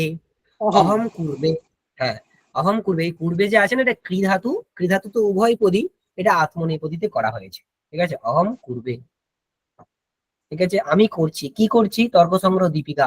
তর্ক সংগ্রহ দীপিকাকে আমি করছি মানে রচনা করছি, আমি মানে অন্নং ভট্ট। আমি অন্নং ভট্ট এখন তর্ক সংগ্রহের যে দীপিকা, দীপিকা মানে প্রকাশিকা, তর্ক সংগ্রহের গ্রন্থের যে প্রকাশিকা তাকে করছি, রচনা করছি। আচ্ছা, কি করে করছি? বিশ্বেশ্বরম সাম্ব মূর্তিম গিরাং গুরুম প্রণিপত্য। প্রথমে আছে গিরাম গুরু, প্রথম লাইনটা দেখে নিন। গিরাম গুরুম, গিহি মানে কি? গি মানে বাণী, মানে বিদ্যা, বিদ্যা। গিরাম মানে নিখিল, সমস্ত প্রকার বিদ্যার, সমস্ত বিদ্যার, সমস্ত বিদ্যার। গুরু মানে হচ্ছে উপদেষ্টা, উপদেষ্টা। তাহলে সমস্ত প্রকার বিদ্যার যিনি উপদেষ্টা তাকে গিরাম গুরু মানে বিদ্যার যিনি উপদেষ্টা তাকে। তিনি কেমন? তার বিশেষণ দেওয়া রয়েছে বিশ্বেশ্বর আর সাম্ব মূর্তি। বিশ্বেশ্বর আর সাম্ব মূর্তি। এখন সাম্ব মূর্তি মানে কি? আচ্ছা প্রথমে বিশ্বেশ্বরটা বলে দিই। বিশ্বেশ্বর মানে এটা আগেও পড়া হয়েছে, বিশ্বস্য ঈশ্বরঃ, বিশ্বস্য ঈশ্বরঃ তম। বিশ্বের যিনি, বিশ্বস্য মানে বিশ্বের, ঈশ্বর মানে আগেই হয়েছে প্রভু। বিশ্বের যিনি প্রভু, বিশ্বের যিনি স্বামী তাকে। সে কেমন? না সাম্ব মূর্তি। সাম্ব মূর্তি, সাম্ব মূর্তিম। সাম্ব মূর্তিকে ভাঙলে আমরা কি পাবো? না অম্বয়া সহিতা, এটা লিখুন, অম্বয়া সহিতা সমান সাম্বা। অম্বা মানে কি? মাতা। অম্বা মানে মাতা, মায়ের সহিত মানে সাম্ব। আমরা অম্বা বলতে পার্বতী, গৌরী সেই মাকেই বুঝি, ঠিক আছে? দুর্গা, তাকে অম্বা বলে বলা হয়। তো অম্বার সহিত সাম্বা, সাম্বা মূর্তি ইয়স্য স সমান সাম্ব মূর্তি তম, মানে সাম্ব মূর্তি। দেখুন মানে মূর্তি মানে কি? বিগ্রহ। মূর্তি মানে বিগ্রহ, যার বিগ্রহটা এমন যেখানে অম্বাও রয়েছে মানে মাতাও রয়েছে, মানে যার শরীরের মধ্যে মাও রয়েছে। কার কথা বলা হচ্ছে? শিব। কোন মহাদেব। রূপের কথা? শিব। শিবের কোন রূপের কথা? অর্ধনারীশ্বর রূপের কথা, তাই না? অর্ধনারীশ্বর, যখন তার অর্ধেকটা নারী অর্ধেকটা পুরুষ, সেই রকম যিনি শিব তিনি সাম্ব মূর্তি, তিনি হচ্ছেন সাম্ব মূর্তি। সেই সাম্ব মূর্তি বিশ্বেশ্বর শিবকে, সেই শিব কেমন? গিরাম গুরু মানে সমস্ত প্রকার বিদ্যার উপদেষ্টা, তাকে কি করে? প্রণিপত্য। প্রণিপত্য মানে কি? নমস্কার করে, প্রণিপাত করে। প্রণিপাত করে মানে কি? নমস্কার করে, ঠিক আছে? সেই সেখানেও লিয়প প্রত্যয় হয়েছে, প্রণিপত্য। কি করছি? না তর্ক সংগ্রহ দীপিকাম করবে, তর্ক সংগ্রহস্য দীপিকা, তার মানে তর্ক সংগ্রহের যে প্রকাশিকা তাকে আমি পড়ছি। আচ্ছা, এই যে তর্ক সংগ্রহ দীপিকা, সেটা একটা টিকা, সেটা একটা টিকা। টিকা মানে কি? টিকা মানে হচ্ছে, আচ্ছা, এই টিকা শব্দের অর্থটা লিখুন, ব্যুৎপত্তিগত একটা অর্থ করা যায়। টিক্যতে মানে হচ্ছে গম্যতে বা প্রবিশ্যতে অথবা জ্ঞায়তে গ্রন্থার্থঃ অনয়া ইতি টিকা। তাহলে যার দ্বারা গ্রন্থের অর্থ জানা যায়, যার দ্বারা গ্রন্থের অর্থ জানা যায় তাকেই টিকা গ্রন্থ বলে, ঠিক আছে? একটা ব্যুৎপত্তিগত অর্থ করার চেষ্টা করা হয়েছে। টিক্যতে মানে গম্যতে বা প্রবিশ্যতে বা জ্ঞায়তে গ্রন্থার্থঃ অনয়া যার দ্বারা গ্রন্থের অর্থ জানা যায়। ঠিক আছে, তো একে বলবো টিকা। তো এই তর্ক সংগ্রহ দীপিকা যে গ্রন্থ, এটা একটা টিকা, এটা একটা টিকা গ্রন্থ। আচ্ছা, এটা কেমন, মানে কেন করা হচ্ছে সেটাও একটা বলা হয়েছে, যে শিশুহিতা। শিশুহিতা সেই একই কথা, শিশুহিত শব্দটা কি? শিশুভ্য হিতা, শিশুভ্য হিতা মানে শিশুদের প্রতি যেটা হিতকারী, শিশুদের যেটা হিতকারী। শিশুদের হিতকারী মানে কি? শিশু বলতে এখানে বালক, সেই বালক মানে যারা এখনো ন্যায়শাস্ত্র অধ্যয়ন করেনি তাদের প্রতি বা তাদের কাছে এটা হিতকরী, তাদের যাতে অনায়াসে তর্ক সংগ্রহে বোধ হয়, তার জন্য এটা আমি করছি, তাই এটা শিশুদের জন্য হিতকর, তাই শিশু হিতা। ঠিক আছে, তাহলে পুরো অর্থটা কি পেলাম? বিশ্বেশ্বর সাম্য মূর্তি, বিশ্বেশ্বর বিশ্বের যিনি প্রভু, অম্বার সহিত বর্তমান যার মূর্তি, সেই রূপ যে বিদ্যার যিনি গুরু, তাকে মানে শিবকে, অর্ধনারীশ্বর শিবকে প্রণিপত্য মানে প্রণাম করে বা নমস্কার করে আমি অন্নং ভট্ট তর্ক সংগ্রহ দীপিকা নামক টিকা, শিশুদের হিতের জন্য বা শিশুদের হিত করিনি, শিশু হিত করিনি তর্ক সংগ্রহের দীপিকা নামক টিকাকে রচনা করছি। এই হচ্ছে এই তর্ক সংগ্রহ দীপিকার যে মঙ্গলাচরণ তার অর্থ। এখানে কারো কোনো কাঠিন্য বা কনফিউশন আছে? স্যার না থাকলে বলছি, হ্যাঁ স্যার এখানে যে পূর্বে তর্ক সংগ্রহ দীপিকাম, হ্যাঁ আমরা সাধারণত দেখি যে গ্রন্থকার যখন মঙ্গলাচরণ করছেন, অধিকাংশ হ্যাঁ ক্ষেত্রে দেখছি যে কর্মবাচ্যে করছেন। কর্তৃবাচ্যে করলে সেখানে একটু অহংকার প্রকাশ পেয়ে যায়। তো এক্ষেত্রে সমাধানটা কি? কর্তৃবাচ্য করলে অহংকার কি প্রকাশ পায় সত্যি সত্যি? করুণী। মানে আমি করছি, কিন্তু আমাদের গ্রন্থকাররা তো অধিকাংশ ক্ষেত্রেই মায়া ক্রিয়াতে মানে আমার দ্বারা করা হচ্ছে এরকমটাই অধিকাংশ ক্ষেত্রে বলেছেন, না আমি করছি, এরকম একটা অহংভাব। সব জায়গাতে এমন হয় না এখানেও যে, তো আমার দ্বারা করা হচ্ছে, সেখানেও যেখানেও ময়া ক্রিয়াতে সেখানেও কিন্তু আমার দ্বারাই তো এরকম অর্থই আছে, শুধু বাচ্চের পরিবর্তন মাত্র, আমার দ্বারা এই তো অর্থ আসছেই, তাই না? হ্যাঁ তা ঠিক, কিন্তু সেখানে একটা প্লয়েড ভাব আছে, আর বাচ্চা যখন চেঞ্জ হচ্ছে তখন তো একটু অর্থেরও চেঞ্জ হওয়া উচিত বোধ হয়। এটা নিয়ে হতে পারে ডিবেট এখন। অনেকে এই এই এই শুধু এখানে কেন, এমন অনেক গ্রন্থ আছে যেখানে গ্রন্থকার নিজের সম্বন্ধে বহু বিশেষণ ব্যবহার করেছেন, যে আমি এই রকম, আমি ছোটবেলায় এই ধরনের বিদ্যা অর্জন করেছি, আমার এই গ্রন্থে প্রবেশ এরকম অনেক, আমি কি এরকম কয়েকটা মানে উদাহরণ আপনাকে দেখাবো। আমি এই মুহূর্তে আমার মাথায় মানে নেই, কিন্তু আমি পড়েছি এরকম কিছু উদাহরণ যেখানে গ্রন্থকার ডিরেক্ট এইরকম লিখেছেন, যে এই বিষয়ে আমার এই সমস্ত জ্ঞান রয়েছে, সেই আমি এই বই লিখছি, অতএব এটা আপনারা পড়ুন। ঠিক আছে, এইরকমেরও কিন্তু রয়েছে, হ্যাঁ সেক্ষেত্রে স্যার, তখন আরেকটি প্রশ্ন, হ্যাঁ আরেকটি প্রশ্ন যে কৃধাতু উভয়পদী, আত্মনেপদী আর পরস্মনেপদী, এখন আত্মনেপদী তখন হয় যখন ফলটি কর্তৃগামী, তো এক্ষেত্রে পত্রিকা দীপিকা টিকার মাধ্যমে তো পাঠকদের উপকার হওয়ার কথা, এক্ষেত্রে মানে ফলটা তো পাঠকদের পাওয়ার কথা, তো এখানে সেক্ষেত্রে কর্তৃগামী গ্রন্থকারের ফলও আছে। কাছে। কোনো গ্রন্থকার যখন গ্রন্থ রচনা করেন, সেই গ্রন্থ রচনার দ্বারা ফল কিন্তু তার দিকেও যায়। ঠিক আছে, এই যে আচ্ছা, আহ সেই ফল অনেক সময় হয় কি, তার জ্ঞান আহ, যখন যিনি বই লিখছেন, বই লেখার ফলে এই যে অনেক ক্লাসে যারা পড়াচ্ছেন যখন, তিনি যিনি পড়াচ্ছেন তাতে শুধু স্টুডেন্টদেরই উপকার হয় এমন নয়, সব থেকে বেশি উপকার তো তাঁর হয়। কেন? যিনি একবার পড়াচ্ছেন তার কাছে ওই জিনিসটা, তিনি যখন নিজে পড়েছেন তখন যতটা ক্লিয়ার থাকে, একবার পড়িয়ে দেওয়ার পর তার থেকে আরো বেশি ক্লিয়ার হয়। ঠিক আছে, এবং সেখানে বিভিন্ন রকম প্রশ্ন আসে, সেই প্রশ্নের পর তিনি তার উত্তর খুঁজতে থাকেন, তাতে তার বেশি স্বার্থ সিদ্ধি হয়।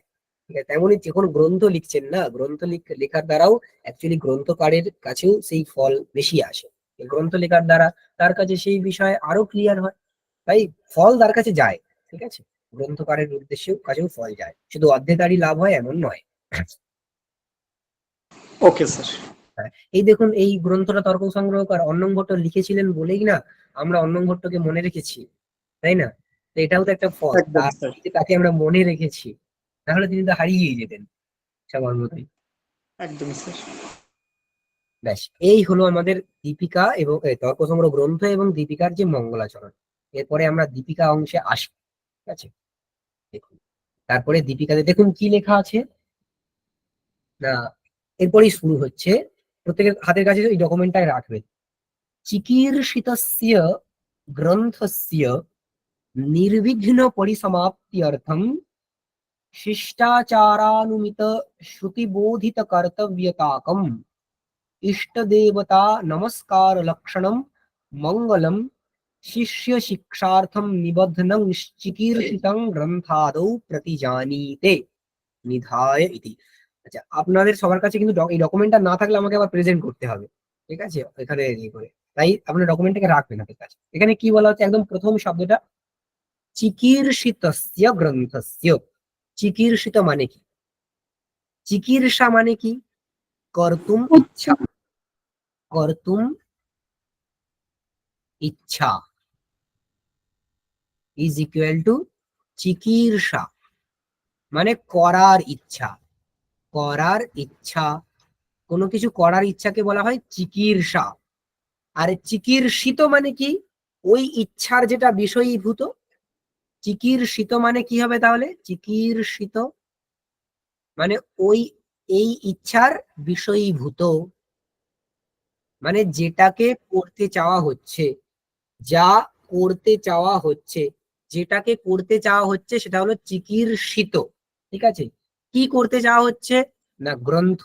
তাই এখানে চিকীর্ষিত হলো গ্রন্থ, যে গ্রন্থটাকে করতে চাওয়া হচ্ছে সেইরূপ গ্রন্থের।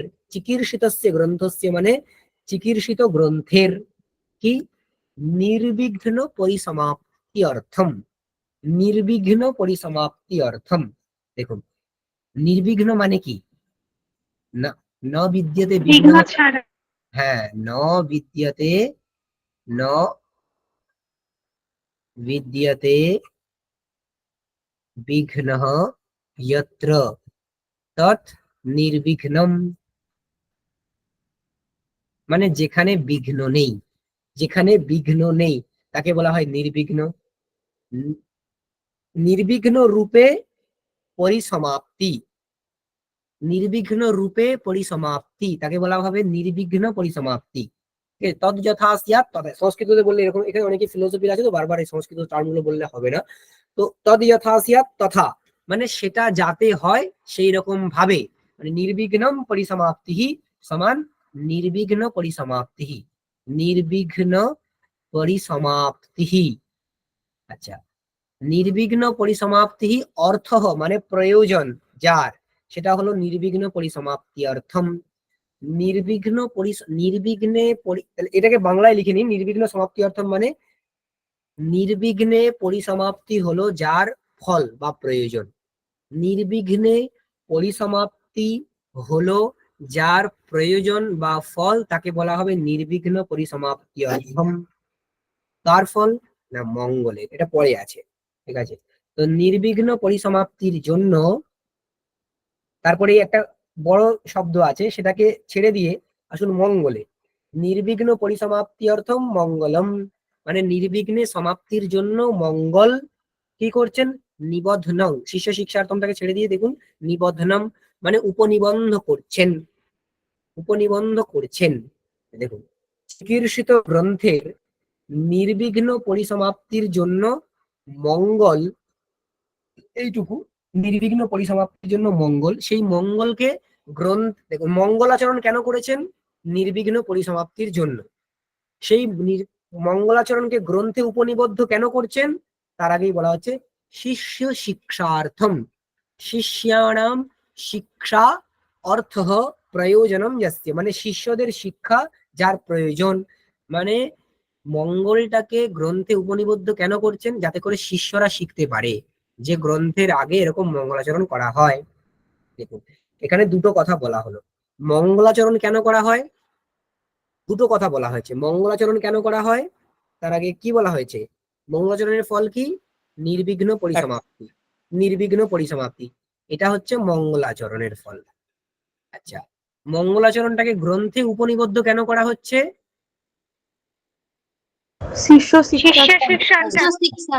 এই এই দুটো জিনিসই কিন্তু এখানে বলা হয়েছে। যে নির্বিঘ্ন পরিসমাপ্তি অর্থ মঙ্গলম, আর সেটাকে গ্রন্থে উপনিবদ্ধ করা হচ্ছে শিষ্য শিক্ষার্থম। ঠিক আছে।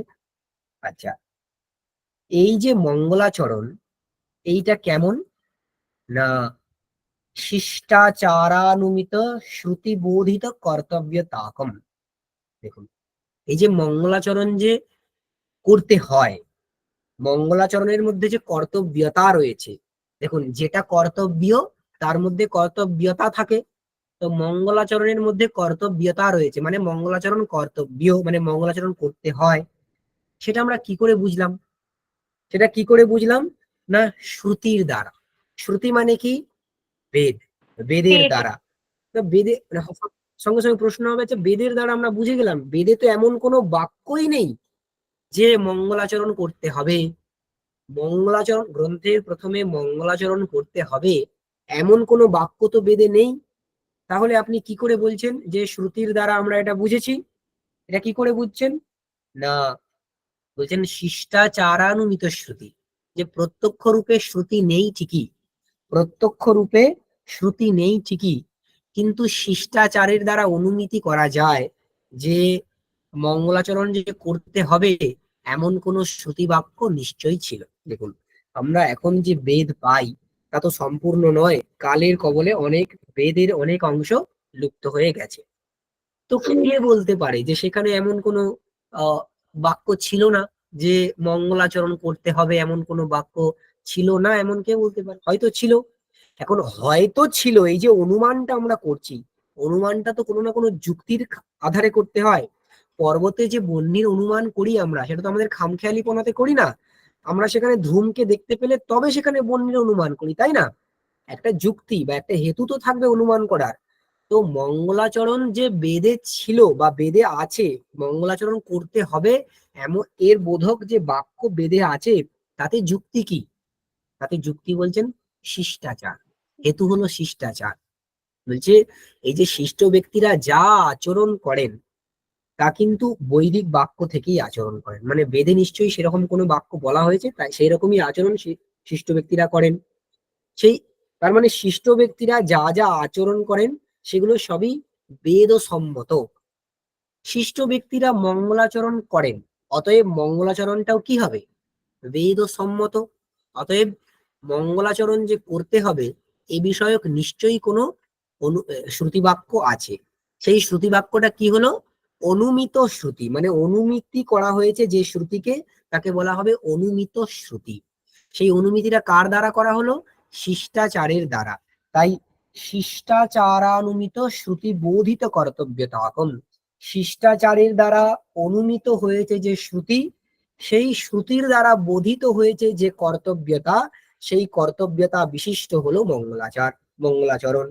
আবার বলছি, শিষ্টাচারের দ্বারা অনুমিত হয়েছে যে শ্রুতি, সেই শ্রুতির দ্বারা বোধিত হয়েছে যার কর্তব্যতা, সেইরূপ কর্তব্যতা বিশিষ্টই হলো মঙ্গলাচরণ। ঠিক আছে, তার মানে মঙ্গলাচরণ যে করতে হবে এ বিষয়ক শ্রুতি রয়েছে, এটা অনুমান করা যায়। এটুকু বোঝা গেল কি? এই শব্দটার মধ্যে কারো কোনো কনফিউশন নেই তো? হ্যাঁ। আচ্ছা, স্যার এই একটুখানি যে confusion আছে। মঙ্গলাচরণটা করা হয়েছে এখানে, মানে এই তর্ক সংগ্রহ গ্রন্থে যে মঙ্গলাচরণটা করা হয়েছে এটা কেমন? আমরা বলেছি নমস্কারাত্মক, আশীর্বাদাত্মক, বস্তু নির্দেশাত্মক, 3 ধরনের মঙ্গলাচরণ। এটা কেমন মঙ্গলাচরণ? নমস্কারাত্মক। নমস্কারাত্মক। হ্যাঁ। স্যার আমার একটা এখানে প্রশ্ন কাকে, আছে স্যার। এখানে তিনি কাকে নমস্কার করেছেন?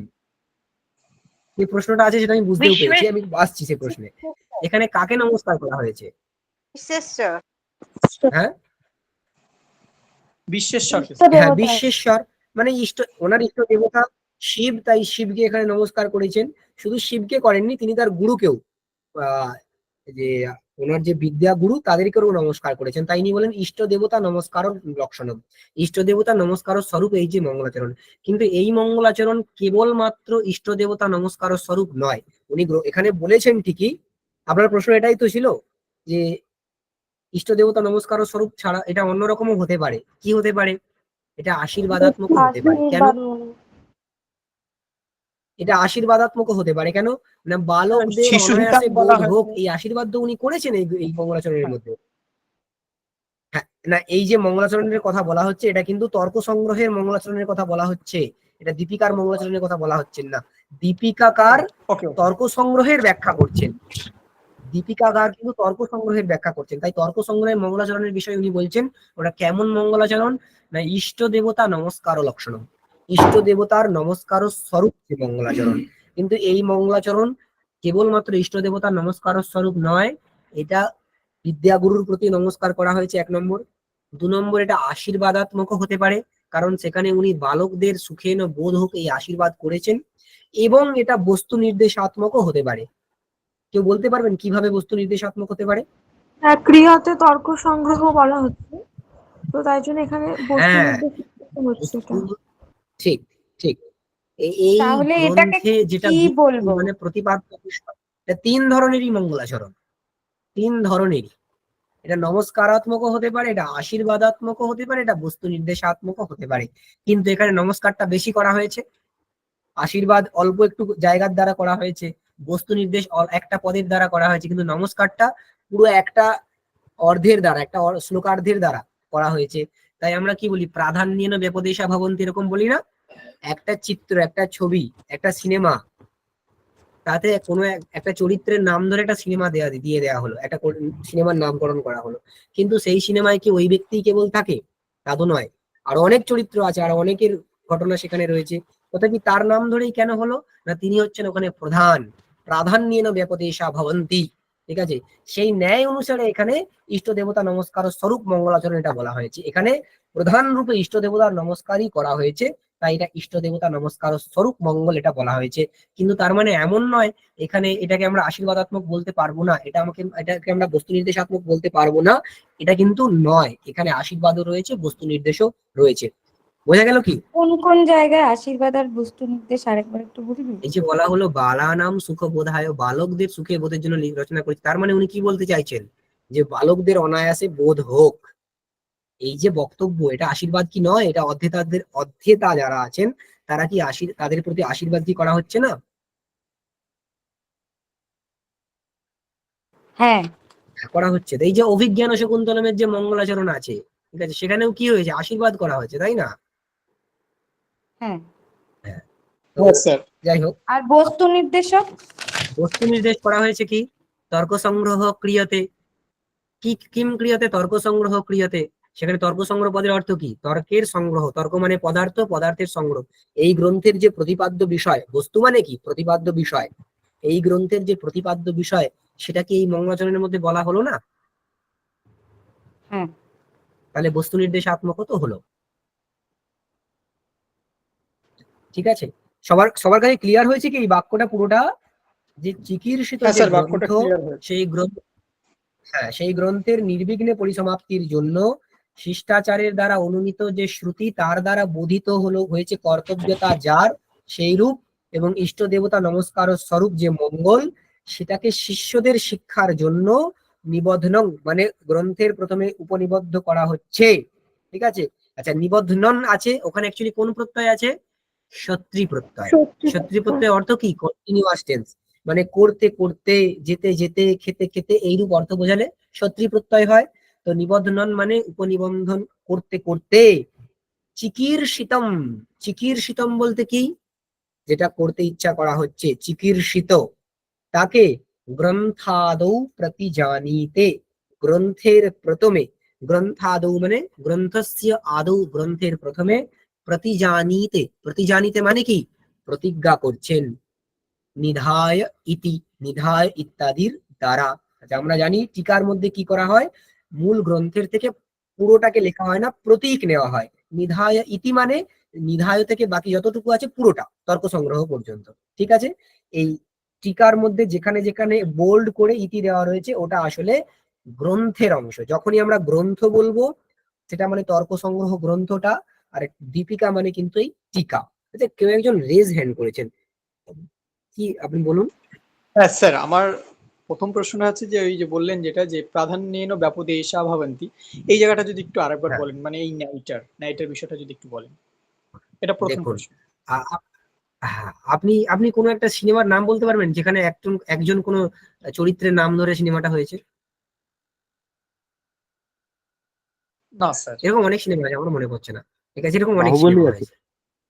হ্যাঁ, বাহুবলী আছে। হ্যাঁ, বাহুবলী, বাহুবলী। আচ্ছা বাহুবলী, বাহুবলী, তো বাহুবলী তো ওখানে একজনের নাম ছিল তাই না, মহেন্দ্র হ্যাঁ স্যার। বাহুবলী। তো উনি ছাড়া কি আর কেউ ওই ওই গল্পে আর কেউ নেই, কাটাপ্পা নেই, ঠিক আছে, না না, আরো অনেকে অনেকেই আছে, আছে। কিন্তু একদম স্যার। তথাপি ওই ওই সিনেমার নাম হলো বাহুবলী। কেন? উনি প্রধান, প্রধানের দ্বারাই ব্যপদেশ হয়। ব্যপদেশ মানে নাম বা ডাকা, আহ্বান করা, ঠিক আছে, প্রধানের দ্বারা তার পরিচয় হয়েছে, তাই একে বলা হয় প্রাধান্যেন ব্যপদেশা ভবন্তি। আজকে লিখে দেবো, প্রাধান্যেন ব্যপদেশা ভবন্তি, येन ব্যপদেশা ভবন্তি। সেটা এই গ্রন্থটার দিকে তাকান, তর্ক সংগ্রহ গ্রন্থ, বা এটা এটা কিসে, কোন দর্শনের বই এটা? ন্যায় বৈশেষিকের প্রকরণ জাতীয়। ন্যায় বৈশেষিক। আচ্ছা, ন্যায় শব্দটাকে ধরুন, ন্যায়। আচ্ছা, ন্যায় বলতে আমরা কি বলেছি, ন্যায় শব্দের অর্থ কি? নিয়তে অনেন। ন্যায় শব্দের অর্থ বলা হয়েছে। নিয়াতে বিবক্ষিতার্থনা নিয়তে প্রাপ্যতে সেসব তো আছে, বিবক্ষিতার্থ সেসব তো ব্যুৎপত্তি, সেসব তো ব্যুৎপত্তি, কিন্তু এটার যে আলটিমেট পরার্থানুমান। অর্থটা দাঁড়ায় সেটা হচ্ছে পরার্থানুমান। ন্যায় শব্দের অর্থ পরার্থানুমান। আচ্ছা, ন্যায় দর্শনে কি শুধু পরার্থানুমান আলোচনা করা হয়েছে? না, না ন্যায় স্যার। দর্শনে প্রসঙ্গগত শুধু বলা হয়েছে। গ্রন্থ নেই, সবকিছু হয়েছে, প্রত্যক্ষ, শব্দ, স্বার্থানুমান, সবই, উপমান, এসব আলোচনা হয়েছে। তথাপি এই দর্শনটার নাম ন্যায় কেন? না, পরার্থানুমানকে সব থেকে বেশি গুরুত্ব দেওয়া হয়েছে। আত্মতত্ত্বের ন্যায় দর্শনের প্রধান উদ্দেশ্য কি? নিঃশ্রেয়স। আত্মতত্ত্বের জ্ঞানের দ্বারা নিঃশ্রেয়স পাওয়া। ওই আত্মতত্ত্বের জ্ঞানের অনুকূলে যে যুক্তি দেওয়া রয়েছে তাতে পরার্থানুমানকে সব থেকে বেশি করে ব্যবহার করা হয়েছে। তাই জন্য এই দর্শনের নাম হয়েছে ন্যায় দর্শন। তার মানে পরার্থানুমান হচ্ছে ওখানকার প্রধান প্রতিপাদ্য বা প্রধান অস্ত্র, তাকে তাকে ধরে এই গ্রন্থের মানে এই দর্শনের নাম হয়েছে ন্যায় দর্শন। বৈশেষিক দর্শন, বিশেষ নামক পদার্থের কারণে ওটা বৈশেষিক, কিন্তু বিশেষ নামক পদার্থ ছাড়া অন্য কোনো পদার্থের কি আলোচনা করা হয়নি? সেখানে হয়েছে, আরো অন্যান্য পদার্থের আলোচনা করা হয়েছে, কিন্তু ওখানকার যে অভূতপূর্ব পদার্থ সেটা হলো বিশেষ, তাই তার নাম ধরে ওটার নাম হয়েছে বৈশেষিক। ঠিক আছে, তেমনি এই যে মঙ্গলাচরণটা, এখানে অন্যান্য বিষয়ও রয়েছে, আশীর্বাদও রয়েছে, বস্তু নির্দেশও রয়েছে, কিন্তু প্রধান ওনার যেটা যেখানে প্রাধান্য, যেখানে ওনার মতি, সেটা হচ্ছে নমস্কার, ইষ্ট দেবতা এবং গুরুর নমস্কার। সেই জন্য এই মঙ্গলাচরণটাকে ইষ্ট দেবতা নমস্কারাত্মকম মঙ্গলম বলে দেওয়া হয়েছে। একদম ডিরেক্টলি উনি এটা ইষ্ট দেবতা নমস্কার স্বরূপ মঙ্গলাচরণ এটা বলে দিয়েছেন। বোঝা গেল কি? হ্যাঁ স্যার। আর দ্বিতীয় প্রশ্নটা হলো, হ্যাঁ, এই যে কর্তব্যতা, মানে কর্তব্যের মধ্যে কর্তব্যতা আছে, কিন্তু স্যার এই হ্যাঁ। কটা জুড়ে আবার কি অর্থ হয় স্যার? কর্তব্যতা কম দেখুন, মানে কর্তব্যতা কম মানে কর্তব্যতা বিশিষ্ট। কর্তব্যতা বিশিষ্ট মানে কর্তব্যতা আছে যার মধ্যে, সে হলো কর্তব্যতা। এটা আপনি সংস্কৃতের না ফিলোসফি? না, সংস্কৃতের। হ্যাঁ, তাহলে আপনার তো জানার কথা, বহুব্রীহি সমাসে এরকম ক প্রত্যয় আসে স্বার্থে, এটা তো আপনার ও জানার আচ্ছা, কথা। হ্যাঁ হ্যাঁ হ্যাঁ হ্যাঁ সরি। এটা ফিলোসফি ছেলেদের হলে এই কনফিউশনটা হতে পারে, কিন্তু সংস্কৃতের ছেলেদের এই কনফিউশনটা মেনে নেওয়া যায় না। ঠিক আছে, কর্তব্যতা যার আছে সে কর্তব্যতা এরকম হতে হয়। ঠিক আছে, আচ্ছা, বেশ। তো এইখানে তাহলে এই লাইনটার অর্থটা আমরা মোটামুটি জেনে গেলাম। আচ্ছা, এইখানে একটা জিনিস করা হলো, কি করা হলো, এখান থেকে এই লাইনটা থেকে আমরা একটা জিনিস এক্সট্রাক্ট করতে পারি, সেটা কি না, কি বলা হয়েছে, মঙ্গলাচরণ কেন করা হয়? নির্বিঘ্ন পরিসমাপ্তি অর্থম। নির্বিঘ্ন পরিসমাপ্তি হলো যার, অর্থ মানে কি? প্রয়োজন বা ফল। অর্থ মানে হচ্ছে প্রয়োজন বা ফল। তাহলে নির্বিঘ্ন পরিসমাপ্তি হচ্ছে যার ফল। মঙ্গলাচরণের ফল কি হলো? নির্বিঘ্ন পরিসমাপ্তি। তার মানে এখান থেকে আমরা একটা জিনিস বুঝতে পারছি, ইনি কি বলতে চাইছেন, মঙ্গলাচরণ হলো কারণ। কিসের? কিসের কারণ? নির্বিঘ্ন গ্রন্থ গ্রন্থ সমাপ্তি, সমাপ্তির প্রতি কারণ। কেমন ভাবে? মাঝখানে রয়েছে বিঘ্ন, নির্বিঘ্ন মানে বিঘ্নের অভাব, মানে বিঘ্ন ধ্বংস। ঠিক আছে, বিঘ্ন ধ্বংস। তার মানে মঙ্গলাচরণ বিঘ্ন ধ্বংসকে দাঁড় করে কি করে? সমাপ্তি ঘটায়। মঙ্গলাচরণ বিঘ্ন ধ্বংসকে দাঁড় করে সমাপ্তি ঘটায়। গ্রন্থ সমাপ্তি হলো কার্য, মঙ্গলাচরণ হবে কারণ, আর মাঝখানে যে রয়ে গেল তা সে হবে দ্বার, মানে ব্যাপার। দ্বার মানে ব্যাপার। ব্যাপারের লক্ষণ কি? তজ্জন্যত্বে সতি তজ্জন্য জনকত্বম। জনকত্বম। তৎজন্যে সতি তজ্জন্য জনকত্বম। তৎজন্য মানে মঙ্গলের থেকে জন্য হয় বিঘ্ন ধ্বংস, মঙ্গলের ফলেই আমাদের আত্মাতে যে বিঘ্ন রয়েছে তার ধ্বংস হয়, তাই এটা তৎজন্যীয় হলো। ঠিক আছে, তৎজন্যত্ব এর মধ্যে থাকলো। আর মঙ্গলজন্যীয় যে গ্রন্থ সমাপ্তি, তৎজন্যীয় যে গ্রন্থ সমাপ্তি, সেই গ্রন্থ সমাপ্তির জনক বিঘ্ন ধ্বংস হলো কি হলো না? বিঘ্ন ধ্বংসের স্যার, দ্বারাই হলো। তো সমাপ্তি হয়, তাই তৎজন্যীয় জনকত্ব থাকলো। তাই বিঘ্ন ধ্বংস কেমন না, যেটা তৎজন্যীয় মানে মঙ্গল থেকে জাত এবং মঙ্গল থেকে মঙ্গলের কার্য যে গ্রন্থ সমাপ্তি তার জনক, তাই তৎজন্যত্বে সতি তৎজন্য জনকত্ব বিঘ্ন ধ্বংসের মধ্যে গেল। তাই বিঘ্ন ধ্বংস হলো ব্যাপার। ব্যাপারও তো কারণই হয়, ব্যাপারও তো সে এক ধরনের কারণ। তাহলে গ্রন্থ সমাপ্তির প্রতি মঙ্গল ও কারণ, বিঘ্ন ধ্বংসও কারণ। মঙ্গল হলো করণ আর বিঘ্ন ধ্বংস হলো ব্যাপার। ঠিক আছে, এইটুকু ক্লিয়ার কি? আরেকবার বলো। আবার বলছি, মঙ্গলাচরণের দ্বারা কি, মঙ্গলাচরণের ফল কি বলা হলো, এই লাইনটা আমাদেরকে কিন্তু এই লাইনগুলো থেকে বের করতে হবে, এই অর্থগুলো এখানে ডিরেক্টলি বলা নেই, আমরা এখান থেকে বের করে নেব। এখানে কি বলা হয়েছে? নির্বিঘ্ন পরিসমাপ্তি অর্থম মঙ্গলম, মানে মঙ্গলাচরণ কেন করা হচ্ছে? নির্বিঘ্ন পরিসমাপ্তির জন্য। অর্থ শব্দের অর্থ ফল বা জন্য, তার মানে মঙ্গলের ফলটা কি, মঙ্গলের কার্যটা কি? গ্রন্থ সমাপ্তি। গ্রন্থ সমাপ্তি। সেটা কেমন ভাবে? নির্বিঘ্নে, মানে আগে বিঘ্নের ধ্বংস হবে তারপর সমাপ্তি হবে, তাই তো? তার মানে মঙ্গল থেকে বিঘ্ন ধ্বংস হয়, বিঘ্ন ধ্বংস থেকে গ্রন্থ সমাপ্তি হয়, এই অর্থ আমরা এখান থেকে বের করতে পারি। তার মানে হ্যাঁ স্যার। মঙ্গলাচরণের কার্য হলো কি? গ্রন্থ সমাপ্তি, এটা হয়ে গেল গ্রন্থ কার্য। আর মাঝখানে কি রয়েছে? বিঘ্ন ধ্বংস। তার মানে দেখ, কুঠার সংযোগের দ্বারা, বৃক্ষের সাথে সংযোগের দ্বারা ছেদন ক্রিয়া করে। কুঠার হলো করণ, ওই বিজাতীয় যে সংযোগ সেটা হলো ব্যাপার, আর ছেদন ক্রিয়া হলো কার্য। ব্যাস সেটাই, সেরকমই এখানে মঙ্গল বিঘ্ন ধ্বংসের দ্বারা গ্রন্থ সমাপ্তি ঘটায়, তাই মঙ্গল স্যার, হলো এটা করণ। আরেকবার বলুন। ছেদন হলো কার্য আর কুটার হলো করণ।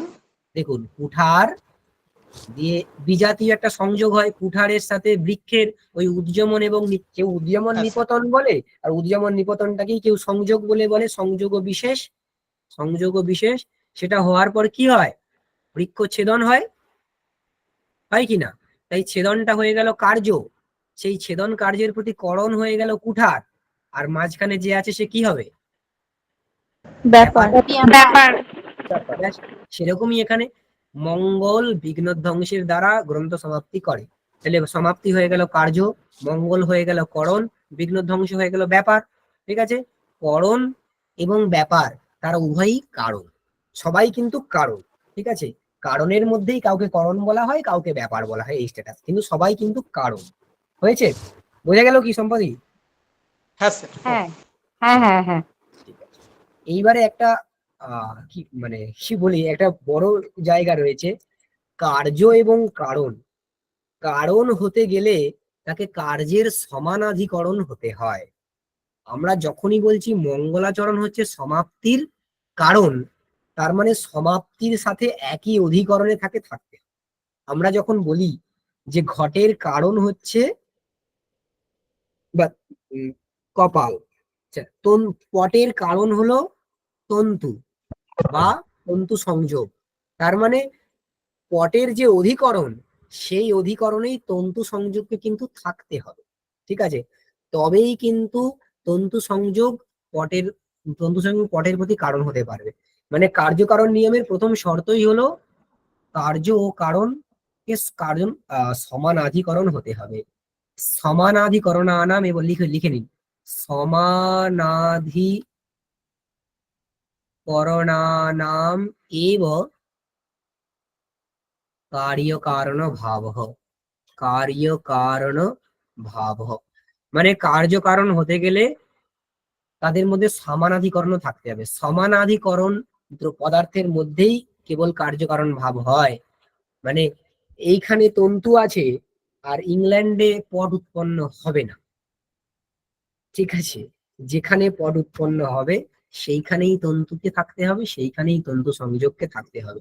তো কার্যকারণ ভাব হতে গেলে কারণ এবং কার্যকে সমানাধিকরণ হতে হয়। এখন এই মঙ্গলাচরণ আর গ্রন্থ সমাপ্তি এরা সমানাধিকরণ কি করে হবে? এদের মধ্যে সমানাধিকরণ কি করে দেখানো যাবে? এই একটা প্রশ্ন আসতে পারে। বা বিঘ্নধ্বংসও তো কারণ, তাহলে বিঘ্নধ্বংস এবং গ্রন্থ সমাপ্তি এদের মধ্যে সমানাধিকরণ কিভাবে দেখানো যাবে? এই একটা প্রশ্ন কিন্তু আসতে পারে, ঠিক আছে? এই প্রসঙ্গটা শেষ হবে না, একটু টাইম হয়ে গেছে, ঠিক আছে? আজ তাহলে এই পর্যন্তই থাক, ঠিক আছে? আপনারা এটা পড়ে আসুন, আমরা পরের দিন এই জায়গাটা একটু বড় জায়গা এবং ইম্পর্টেন্ট জায়গা, আমরা সেটা নেক্সট দিনই পড়বো, ঠিক আছে? ব্যাস। আচ্ছা, আজকে ওকে এত স্যার। যতটুকু পড়া হলো তার মধ্যে কারো যদি কোনো প্রশ্ন থাকে বলুন। আর কোনো প্রশ্ন আছে কি? স্যার একটা প্রশ্ন মাথায় আসছে, মানে বলবো? হ্যাঁ, অবশ্যই বলুন। মানে এটা ঠিক হবে কিনা জানি না, বলছি কি আরে বলুন ন্যায় বলুন। দর্শনে তো অনুমানকে প্রাধান্য দেওয়া হয়েছে। হ্যাঁ, বলুন। এর জন্যই কি, মানে এটা নাও হতে পারে, এর জন্য কি প্রথম লাইনে শিষ্টাচার অনুমিত, এই অনুমিত পদটা ইউজ করেছে মানে? না, এর জন্য না, এর জন্য না। অ্যাকচুয়ালি প্রশ্নটা হয়েছে যে মঙ্গলাচরণ যে করতে হবে এ বিষয়ে প্রমাণ কি? এ বিষয়ে প্রমাণ কিছু আছে? কোনো বৈদিক বচন টচন আছে কি? কোনো নেই। মানে বেসিক্যালি সত্যি যে যতটুকু বেদ আমাদের পাওয়া যায় খুঁজে পাওয়া যায় না, সেখানে কোনো বৈদিক বচন খুঁজে পাওয়া যায় না। তাহলে মানে বেদ তো বলেনি আমাদেরকে মঙ্গলাচরণ করতে, তাহলে আমরা মঙ্গলাচরণ কেন করবো? তখন ইনি বলছেন না, এটা বৈদিক কর্ম, মঙ্গলাচরণ বৈদিক কর্ম, মানে বেদ বলেছে আমাদেরকে করতে। তাহলে আমরা খুঁজে তো পাচ্ছি না। যে দেখুন, খুঁজে পাচ্ছি না মানেই নেই, এমন নেই এমন নয়। এখন তো অনেক বেদের অনেক অংশ পাওয়া যায় না, যেখানে যে অংশটা পাওয়া যায় মানে অনেক অংশ যেটা নষ্ট হয়ে গেছে হয়তো সেখানে ছিল। যে আপনি কিভাবে জোর দিয়ে বলছেন ছিল? যে অনুমান করতে পারি আমরা। কেন অনুমান করতে পারি? অনুমানের ক্ষেত্রে সবসময় একটা যুক্তি লাগে, একটা হেতু লাগে। যে হেতু আছে অনুমান করার, আমরা ধূমকে দেখতে পাচ্ছি, তাহলে বন্ধুকে অবশ্যই অনুমান করতে পারবো।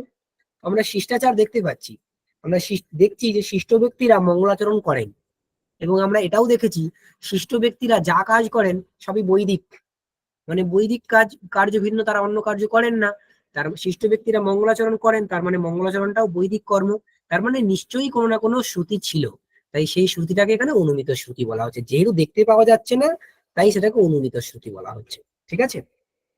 হ্যাঁ সেটা তো, মানে এখানে যেহেতু অনুমান করে নিচ্ছি আমি, মানে ন্যায় যেহেতু অনুমানের একটা প্রাধান্য আছে, মানে অনেকটা সেরকম না, এখানে ভাবে। সেই যুক্তিটা আসবে না, কারণ এখানে আর কিছু নেই বলে আমাকে অনুমান করতে হচ্ছে, হ্যাঁ হ্যাঁ, বুঝতে পেরেছি। ঠিক আছে? এমন নয় যে আছে তাও আমি অনুমান করছি, এমন নয়, আর কিছু উপায় নেই বলে অনুমান করতে হচ্ছে। যে কে হাত, ডলি সরকার, ডলি ম্যাডাম আপনি বলুন। হ্যাঁ স্যার, বলছিলাম তর্ক সংগ্রহ পদে যে সংগ্রহটা আছে হ্যাঁ, সেটার অর্থ হলো সংক্ষেপণ স্বল্পকথনম। হ্যাঁ, এবার সেখানে আমি যদি উদ্দেশ্য লক্ষণ পরীক্ষা এই তিনটে ধরি, কিন্তু মূল যে তর্ক সংগ্রহ গ্রন্থ সেখানে তো পরীক্ষা হয়নি, সেটা তো টিকাগুলোতে হয়েছে। না তো পরীক্ষাও এইটা হয়েছে, পরীক্ষা হয়েছে তো। কিভাবে হয়েছে স্যার, এটা একটু বলবেন? সেটা পরীক্ষা মানে কি? পরীক্ষা মানে কি? লক্ষিতস্য লক্ষণম উপপদ্যতে নবেতি বিচারः। তো হ্যাঁ, এখানে লক্ষিতস্য বিচারটা লক্ষণম তো সম্ভবতি নবা ইতি বিচারঃ। হ্যাঁ, এখানে এই যে আমাদের যে তর্ক সংগ্রহ গ্রন্থ, সেখানে লক্ষিত যেটা গন্ধবতী পৃথিবীর যে হ্যাঁ। লক্ষণ, সেখানে এই যে লক্ষণটা করা হয়েছে সেটা সম্ভব হচ্ছে কিনা সেই বিচার কি করা হয়নি? সেই বিচারটা তো স্যার করা হয়নি, সেখানে গন্ধবতী পৃথিবীই বলেছে, কিন্তু মানে আসলে মানে সেটা কি যাচ্ছে কি যাচ্ছে না সেগুলো তো কিছু আলোচনা করা হয়নি, সেগুলো তো তুই টিকাতে আলোচনা হয়েছে। আচ্ছা, এই ব্যাপারটা বলতে চাইছেন? উম, এরকম কি কোনো জায়গা আছে যেখানে, এক মিনিট, স্যার শেষও হয়েছে অনন্য ভাবে লক্ষণ দিয়ে, সেখানেও কিন্তু মানে পরীক্ষা তো আসেইনি। মানে হ্যাঁ, ঠিক এইটা ঠিকই। এখানে কিন্তু গ্রন্থের মধ্যে কিন্তু সেভাবে কোথাও বলা হয়নি যে এটা এই জন্য, এই পদটা এই জন্য দেওয়া হয়েছে, এই পদটা ওই জন্য দেওয়া হয়েছে, এটা কিন্তু গ্রন্থের মধ্যে বলা হয়নি। এটা এই দীপিকার মধ্যেই আছে সব জায়গাতে, ঠিক আছে? তাই জন্য এইটাকে কি বলা যেতে পারে? স্বরূপ কদল। তো এখানে আপনাকে এই বই দীপিকাটাকেও এর সাথে আনুষঙ্গিক ভাবে ধরে নিতে হবে, আর কিছু করার নেই তাছাড়া। কারণ সত্যি গ্রন্থের মধ্যে কোথাও কিন্তু এরকম বলা হয়নি যে লক্ষণ করে তারপর সেই লক্ষণটা সেখানে যাচ্ছে কিনা এইসব আলোচনা, সেই আলোচনাটা কিন্তু এই গ্রন্থটার মধ্যে হয়নি, সেটা দীপিকার মধ্যেই আলোচনাটা করা হয়েছে। তাই এটাকে এখানে তর্ক সংগ্রহ বলতে এই টোটাল তর্ক সংগ্রহ এবং তর্ক সংগ্রহ দীপিকা দুটোকে একসাথেই বুঝে নিতে হবে, কিছু করার নেই। ঠিক আছে, আচ্ছা স্যার, হ্যাঁ। আর কারো কোনো প্রশ্ন আছে?